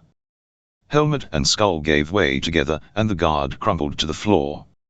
In an instant Conan had drawn the massive bolt that barred the door, too heavy for one ordinary man to have manipulated, and called hastily to Albiona, who ran staggering to him. Catching her up unceremoniously with one arm, he bore her through the door and into the outer darkness. They had come into a narrow alley, black as pitch, walled by the side of the tower on one hand, and the sheer stone back of a row of buildings on the other. Conan, hurrying through the darkness as swiftly as he dared, felt the latter wall for doors or windows, but found none. The great door clanged open behind them, and men poured out, with torches gleaming on breastplates and naked swords. They glared about, bellowing, unable to penetrate the darkness which their torches served to illuminate for only a few feet in any direction, and then rushed down the alley at random, heading in the direction opposite to that taken by Conan and Albiona. "They'll learn their mistake quick enough," he muttered, increasing his pace. "If we ever find a crack in this infernal wall, damn." The street watch. Ahead of them a faint glow became apparent, where the alley opened into a narrow street, and he saw dim figures looming against it with a glimmer of steel. It was indeed the street watch, investigating the noise they had heard echoing down the alley. "Who goes there?" they shouted, and Conan grit his teeth at the hated Nemedian accent. "Keep behind me," he ordered the girl. "We've got to cut our way through before the prison guards come back and pin us between them." And grasping his sword, he ran straight at the oncoming figures. The advantage of surprise was his. He could see them, limned against the distant glow, and they could not see him coming at them out of the black depths of the alley. He was among them before they knew it, smiting with the silent fury of a wounded lion. His one chance lay in hacking through before they could gather their wits. But there were half a score of them, in full mail, hard-beaten veterans of the border wars, in whom the instinct for battle could take the place of bemused wits. 3 of them were down before they realized that it was only one man who was attacking them, but even so their reaction was instantaneous. The clangor of steel rose deafeningly, and sparks flew as Conan's sword crashed on bassinet and hauberk. He could see better than they, and in the dim light his swiftly moving figure was an uncertain mark. Flailing swords cut empty air or glanced from his blade, and when he struck it was with the fury and certainty of a hurricane. But behind him sounded the shouts of the prison guards, returning up the alley at a run, and still the mailed figures before him barred his way with a bristling wall of steel. In an instant the guards would be on his back. In desperation he redoubled his strokes, flailing like a smith on an anvil, and then was suddenly aware of a diversion. Out of nowhere behind the watchman rose a score of black figures, and there was a sound of blows, murderously driven. Steel glinted in the gloom, and men cried out, "STNLCK" mortally from behind. In an instant the alley was littered with writhing forms. A dark, cloaked shape sprang toward Conan, who heaved up his sword, catching a gleam of steel in the right hand. But the other was extended to him empty, and a voice hissed urgently, "This way, your majesty." Quickly. With a muttered oath of surprise, Conan caught up Albina in one massive arm, and followed his unknown befriender. He was not inclined to hesitate, with 30 prison guardsmen closing in behind him. Surrounded by mysterious figures he hurried down the alley, carrying the Countess as if she had been a child. He could tell nothing of his rescuers except that they wore dark cloaks and hoods. Doubt and suspicion crossed his mind, but at least they had STNLCK down his enemies, and he saw no better course than to follow them. As if sensing his doubt, the leader touched his arm lightly and said, "Fear not, King Conan, we are your loyal subjects." The voice was not familiar, but the accent was Aquilonian of the central provinces. Behind them the guards were yelling as they stumbled over the shambles in the mud, and they came pelting vengefully down the alley, seeing the vague dark mass moving between them and the light of the distant street. But the hooded men turned suddenly toward the seemingly blank wall, and Conan saw a door gape there. He muttered a curse. He had traversed that alley by day, in times past, and had never noticed a door there. But through it they went, and the door closed behind them with the click of a lock. The sound was not reassuring, but his guides were hurrying him on, moving with the precision of familiarity, guiding Conan with a hand at either elbow. It was like traversing a tunnel, and Conan felt Albina's lithe limbs trembling in his arms.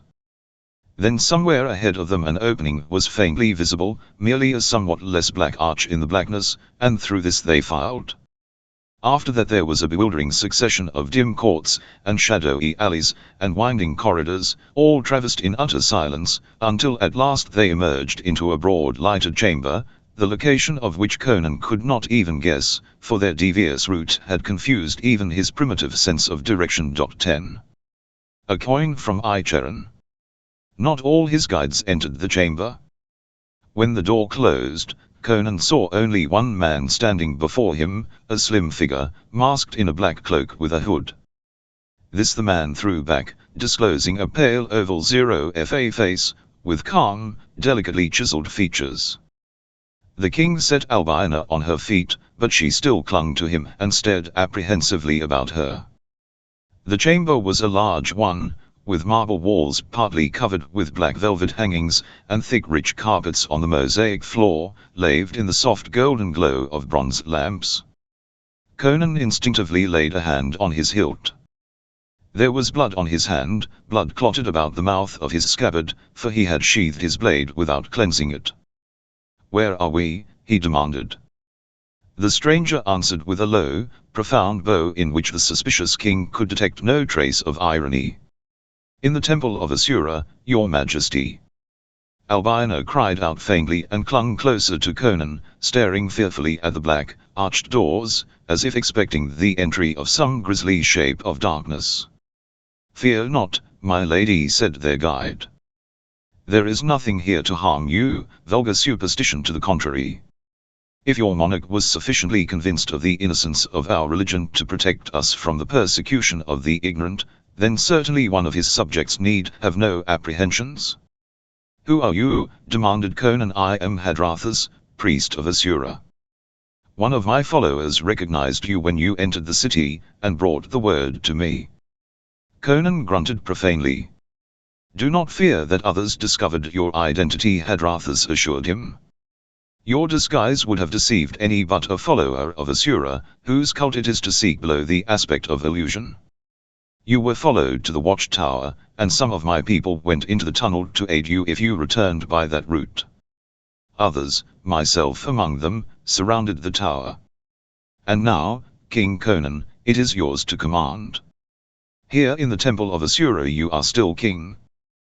Why should you risk your lives for me? Asked the king. You were our friend when you sat upon your throne, answered Hadrathas.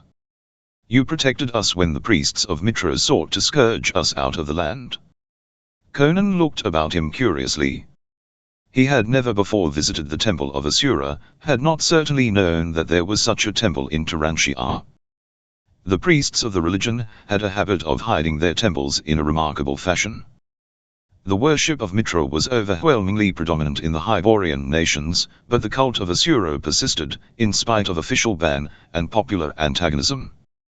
Conan had been told dark tales of hidden temples where intense smoke drifted up incessantly from black altars where kidnapped humans were sacrificed before a great coiled serpent, whose fearsome head swayed forever in the haunted shadows.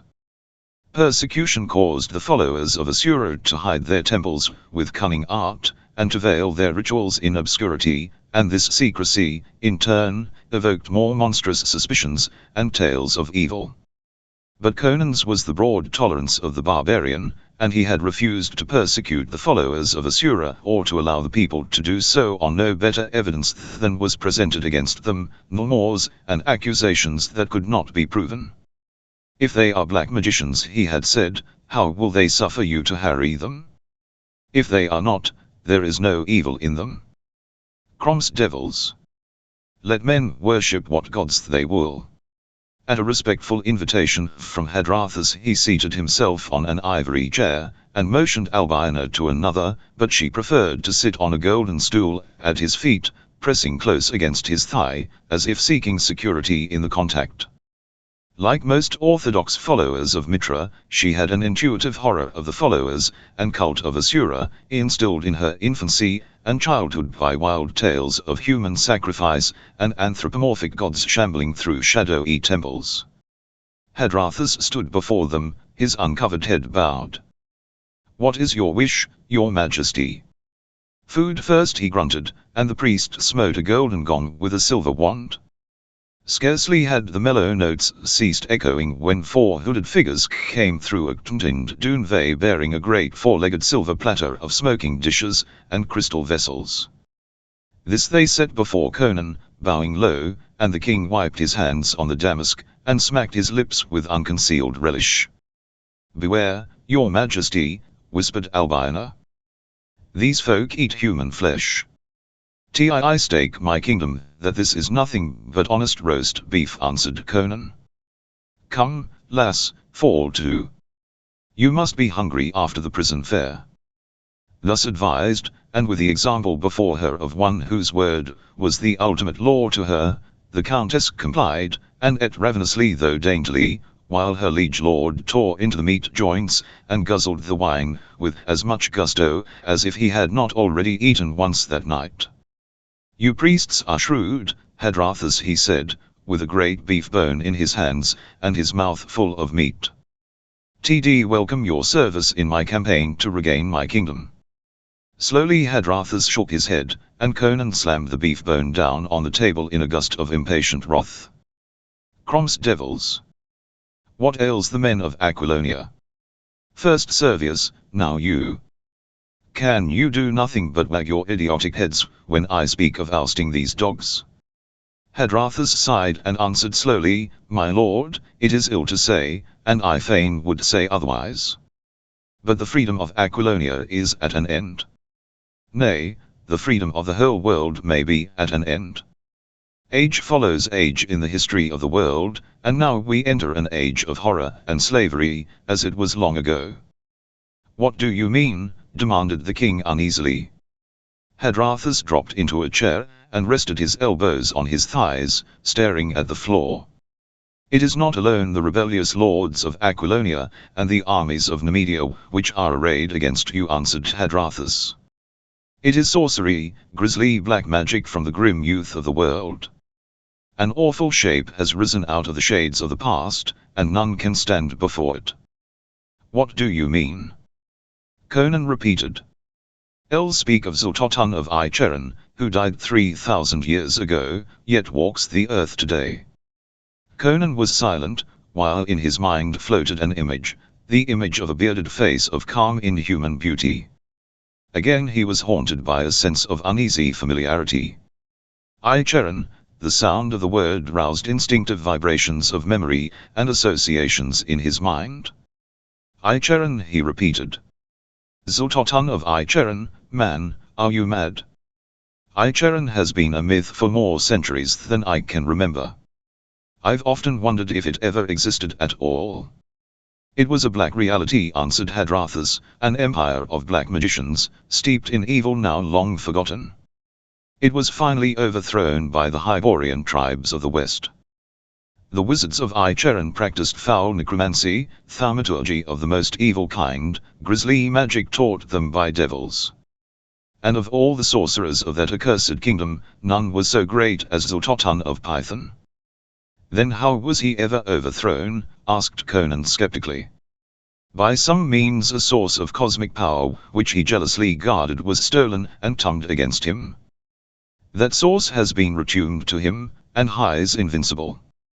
Albina, hugging the headsman's black cloak about her, stared from the priest to the king, not understanding the conversation.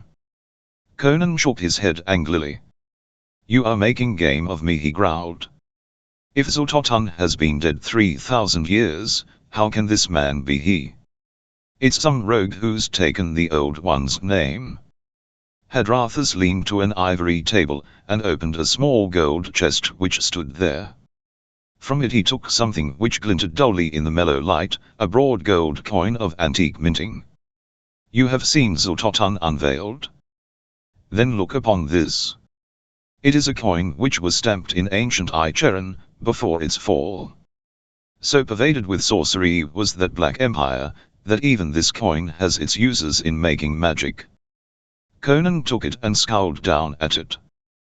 There was no mistaking its great antiquity. Conan had handled many coins in the years of his plunderings, and had a good practical knowledge of them. The edges were worn and the inscription almost obliterated. But the countenance stamped on one side was still clear-cut and distinct. And Conan's breath sucked in between his clenched teeth. It was not cool in the chamber, but he felt a prickling of his scalp, an icy contraction of his flesh. The countenance was that of a bearded man, inscrutable, with a calm inhuman beauty. By Crom! It's he, muttered Conan. He understood, now, the sense of familiarity that the sight of the bearded man had roused in him from the first. He had seen a coin like this once before, long ago in a far land. With a shake of his shoulders he growled, the likeness is only a coincidence, or if he's shrewd enough to assume a forgotten wizard's name, he's shrewd enough to assume his likeness. But he spoke without conviction. The sight of that coin had shaken the foundations of his universe. He felt that reality and stability were coming into an abyss of illusion and sorcery. A wizard was understandable, but this was diabolism beyond sanity. We cannot doubt that it is indeed Xul'Totan of Python, said Hadrathas. He it was who shook down the cliffs at Valkia, by his spells that enthrall the elementals of the earth. He it was who sent the creature of darkness into your tent before dawn. Conan scowled at him. How did you know that? The followers of Asura have secret channels of knowledge. That does not matter. But do you realize the futility of sacrificing your subjects in a vain attempt to regain your crown? Conan rested his chin on his fist, and stared grimly into nothing. Albina watched him anxiously, her mind groping bewildered in the mazes of the problem that confronted him. Is there no wizard in the world who could make magic to fight Xul'Totan's magic? He asked at last. Hadrathas shook his head. If there were, we of Asura would know of him.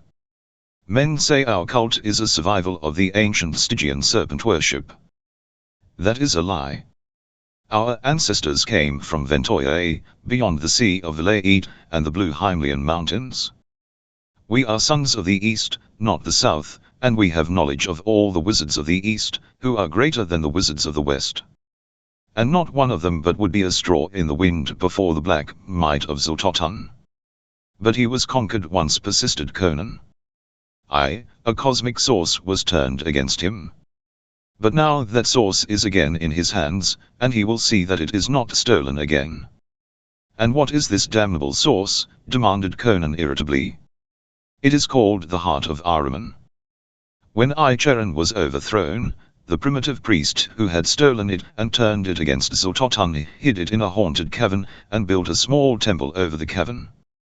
Thrice thereafter the temple was rebuilt, each time greater and more elaborately than before, but always on the site of the original shrine, though men forgot the reason therefor. Memory of the hidden symbol faded from the minds of common men, and was preserved only in priestly books and esoteric volumes.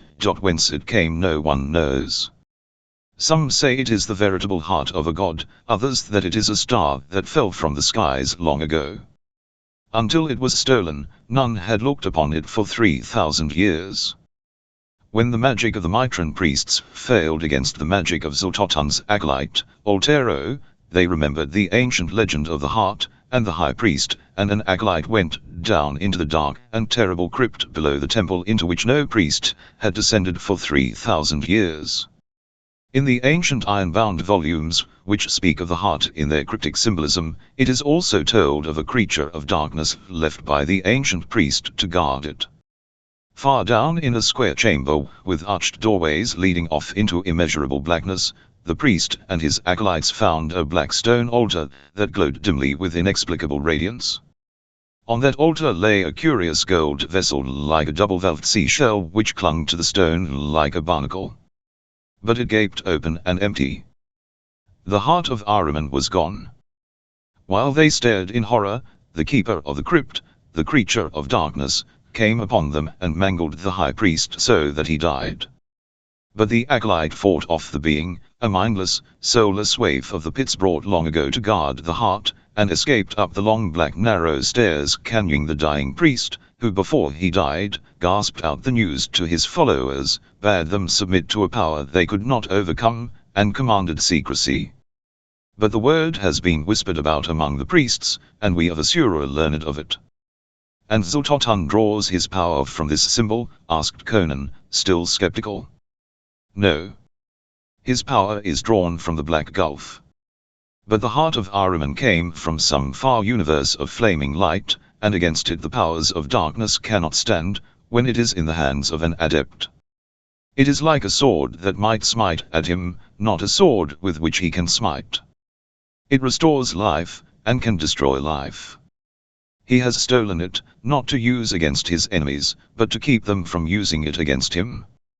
A shell-shaped bowl of gold on a black altar in a deep cavern, Conan muttered, frowning as he sought to capture the elusive image. That reminds me of something I have heard or seen.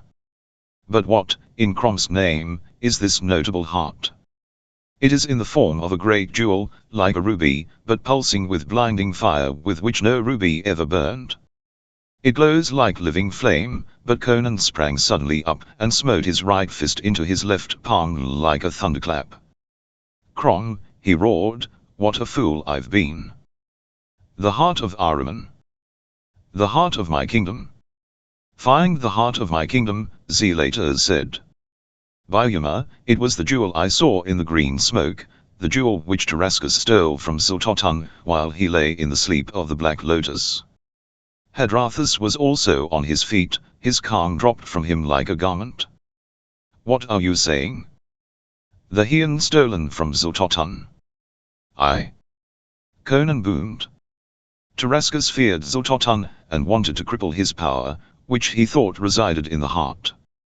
Maybe he thought the wizard would die if the heart was lost.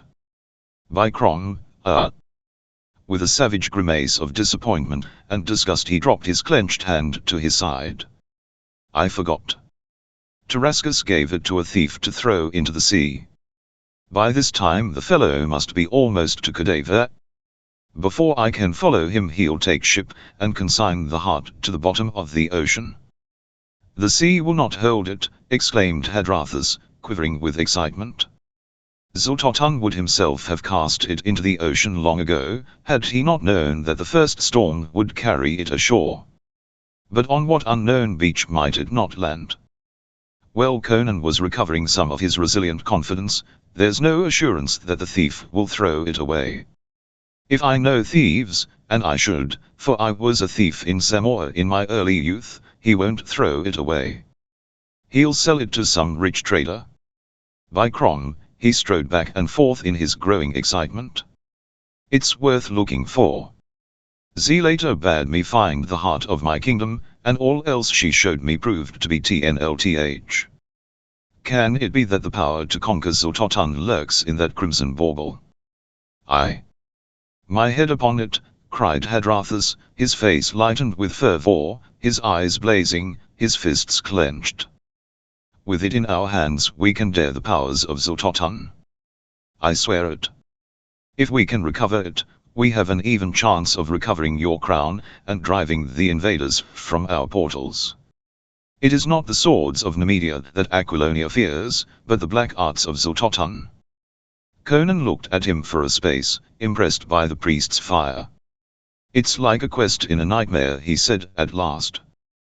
Yet your words echo the thought of Zelator, and all else she said was truth. I'll seek for this jewel. It holds the destiny of Aquilonia, said Hadrathas with conviction.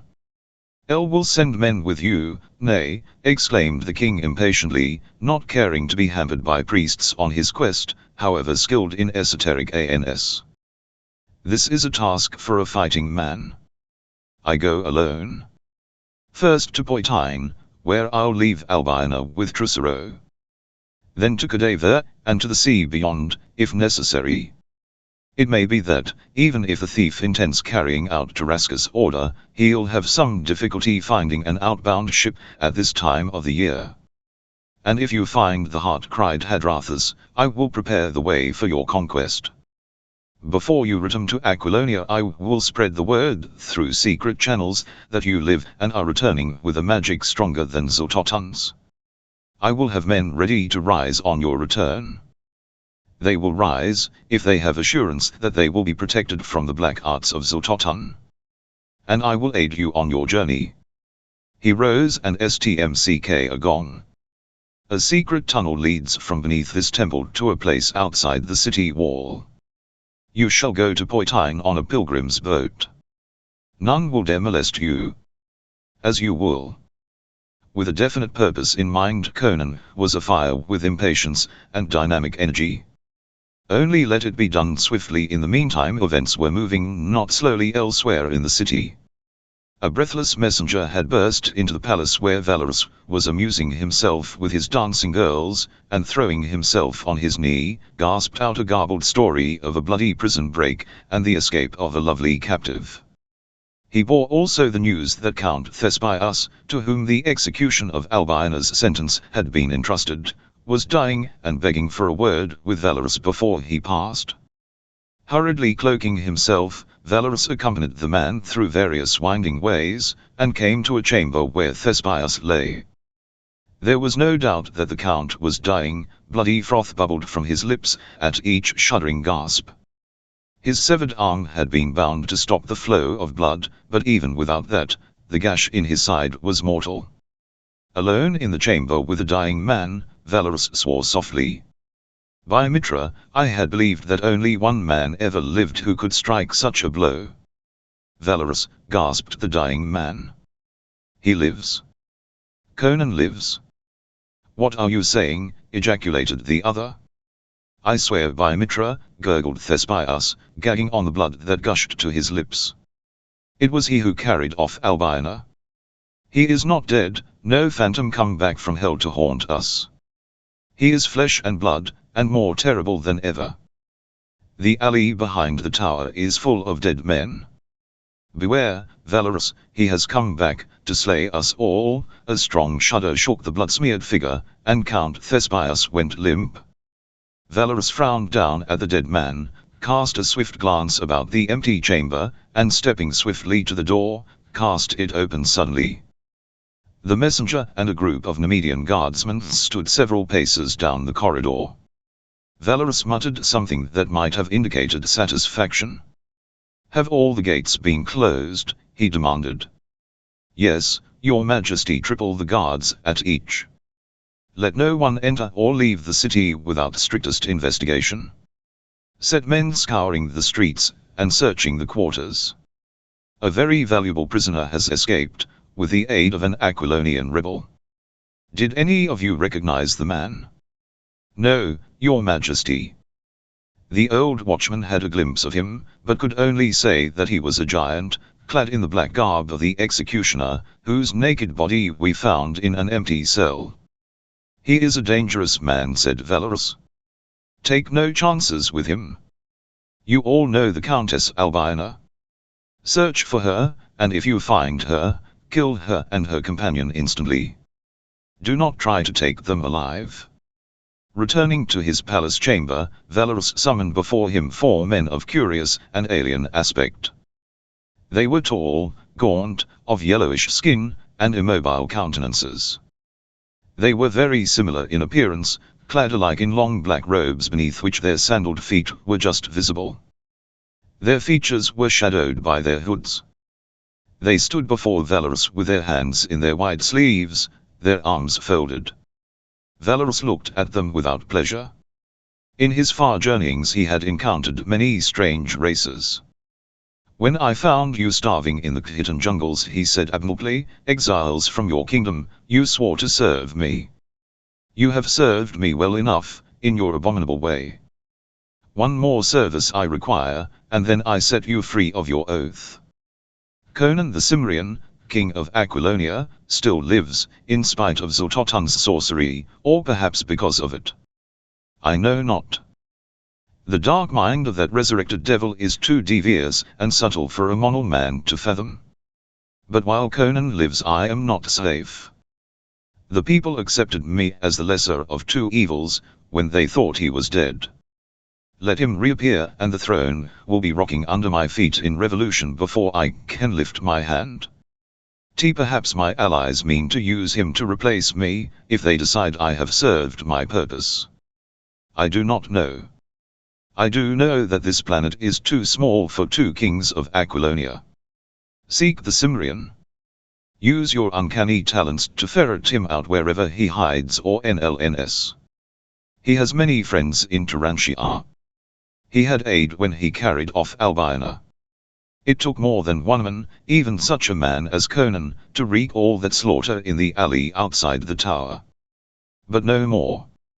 Take your staffs and strike his trail. Where that trail will lead you, I know not. But find him. And when you find him, slay him." The 4 Khitans bowed together, and still unspeaking, turned and padded noiselessly from the chamber. 11 Swords of the South. Dawn that rose over the distant hills shone on the sails of a small craft that dropped down the river, which curves to within a mile of the walls of Turanshia, and loops southward like a great shining serpent. This boat differed from the ordinary craft plying the broad Khorotas, fishermen and merchant barges loaded with rich goods. It was long and slender, with a high, curving prow, and was black as ebony, with white skulls painted along the gunwales. Amidships rose a small cabin, the windows closely masked. Other craft gave the ominously painted boat a wide berth, for it was obviously one of those pilgrim boats that carried a lifeless follower of Asura on his last mysterious pilgrimage southward to where, far beyond the Poitanian mountains, a river flowed at last into the blue ocean. In that cabin undoubtedly lay the corpse of the departed worshipper. All men were familiar with the sight of those gloomy craft, and the most fanatical votary of Mitra would not dare touch or interfere with their somber voyages. Where the ultimate destination lay, men did not know. Some said Stygia, some a nameless island lying beyond the horizon, others said it was in the glamorous and mysterious land of Ventoye where the dead came home at last. But none knew certainly. They only knew that when a follower of Asura died, the corpse went southward down the great river, in a black boat rowed by a giant slave, and neither boat nor corpse nor slave was ever seen again, unless, indeed, certain dark tales were true, and it was always the same slave who rowed the boats southward. The man who propelled this panicular boat was as huge and brown as the others, though closer scrutiny might have revealed the fact that the hue was the result of carefully applied pigments. He was clad in leather loincloth and sandals, and he handled the long sweep and oars with unusual skill and power. But none approached the grim boat closely, for it was well known that the followers of Asura were accursed, and that these pilgrim boats were loaded with dark magic. So men swung their boats wide and muttered an incantation as the dark craft slid past, and they never dreamed that they were thus assisting in the flight of their king and the Countess Albiona. It was a strange journey, in that black, slim craft down the great river for nearly 200 miles to where the Korotas swings eastward, skirting the Poitanian mountains. Like a dream the ever-changing panorama glided past. During the day Albiona lay patiently in the little cabin, as quietly as the corpse she pretended to be. Only late at night, after the pleasure boats with their fair occupants lounging on silken cushions in the flare of torches, held by slaves, had left the river, before dawn brought the hurrying fisher boats, did the girl venture out. Then she held the long sweep, cunningly bound in place by ropes to aid her, while Conan snatched a few hours of sleep. But the king needed little rest. The fire of his desire drove him relentlessly, and his powerful frame was equal to the grinding test. Without halt or pause they drove southward. So down the river they fled, through nights when the flowing current mirrored the million stars, and through days of golden sunlight, leaving winter behind them as they sped southward. They passed cities in the night, above which throbbed and pulsed the reflection of the myriad lights, lordly river villas and fertile groves.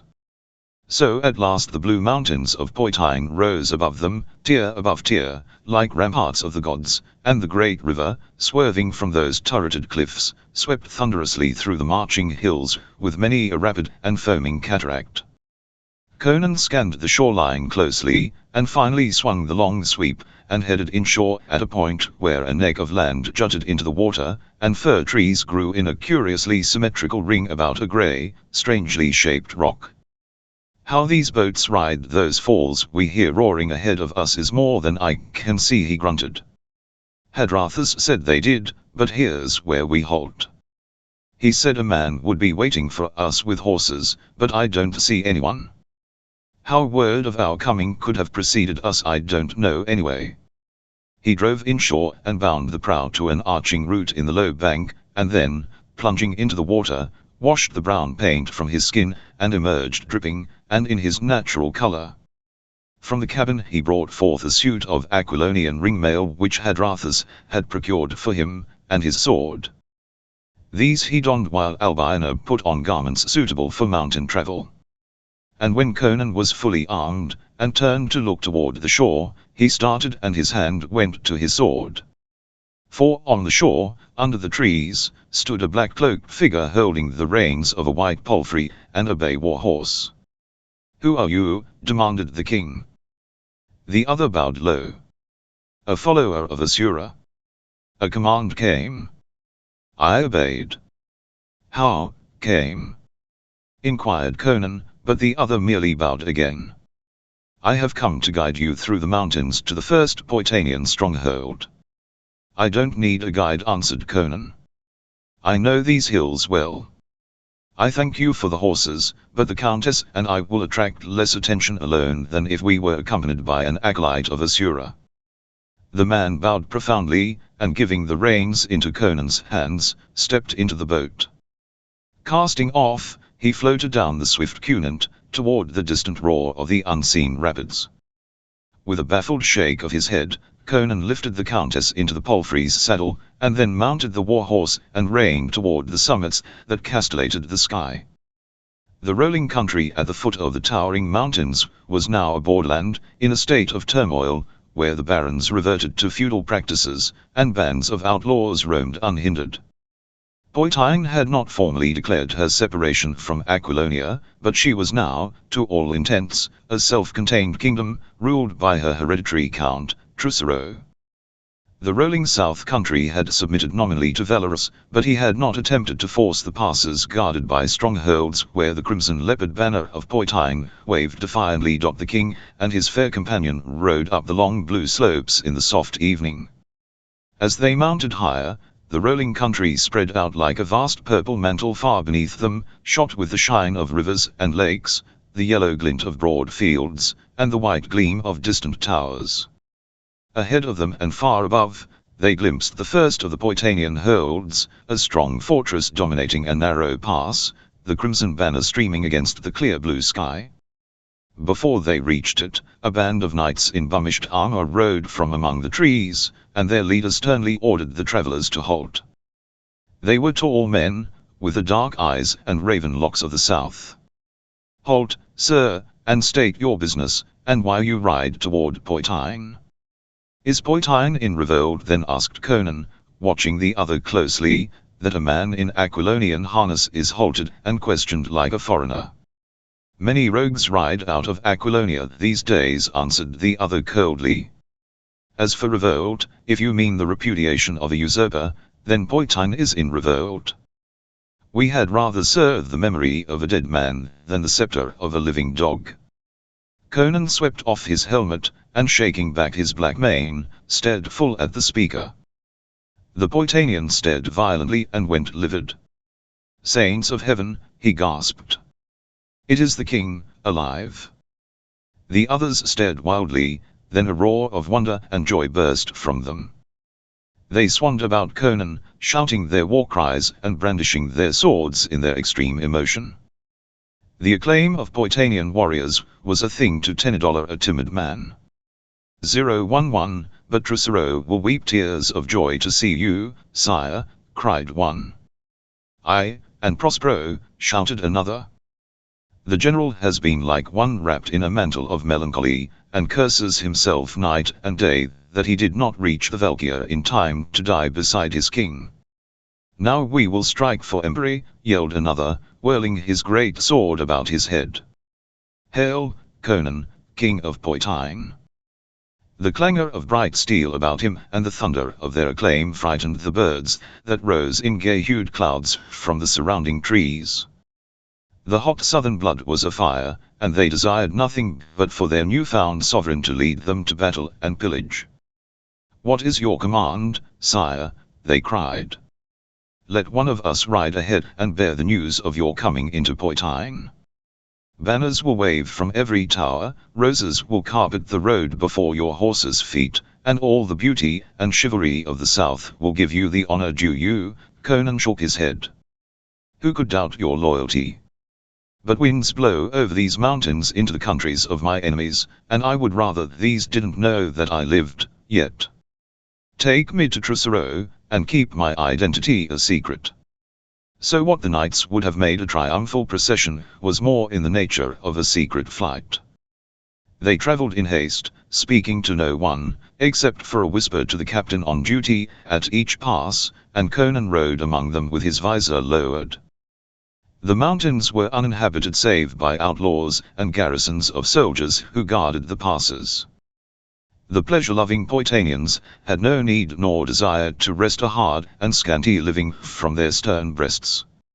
South of the ranges the rich and beautiful plains of Poityne stretched to the river Alimain, but beyond the river lay the land of Zingara. Even now, when winter was crisping the leaves beyond the mountains, the tall rich grass waved upon the plains where grazed the horses and cattle for which Poityne was famed. Palm trees and orange groves smiled in the sun, and the gorgeous purple and gold and crimson towers of castles and cities reflected the golden light. It was a land of warmth and plenty, of beautiful men and ferocious warriors. It is not only the hard lands that breed hard men. Poityne was surrounded by covetous neighbors, and her sons learned hardihood in incessant wars. To the north the land was guarded by the mountains, but to the south only the Alamain separated the plains of Poitain from the plains of Zingara, and not once but 1,000 times had that river run red. To the east lay Argos, and beyond that Offa, proud kingdoms, and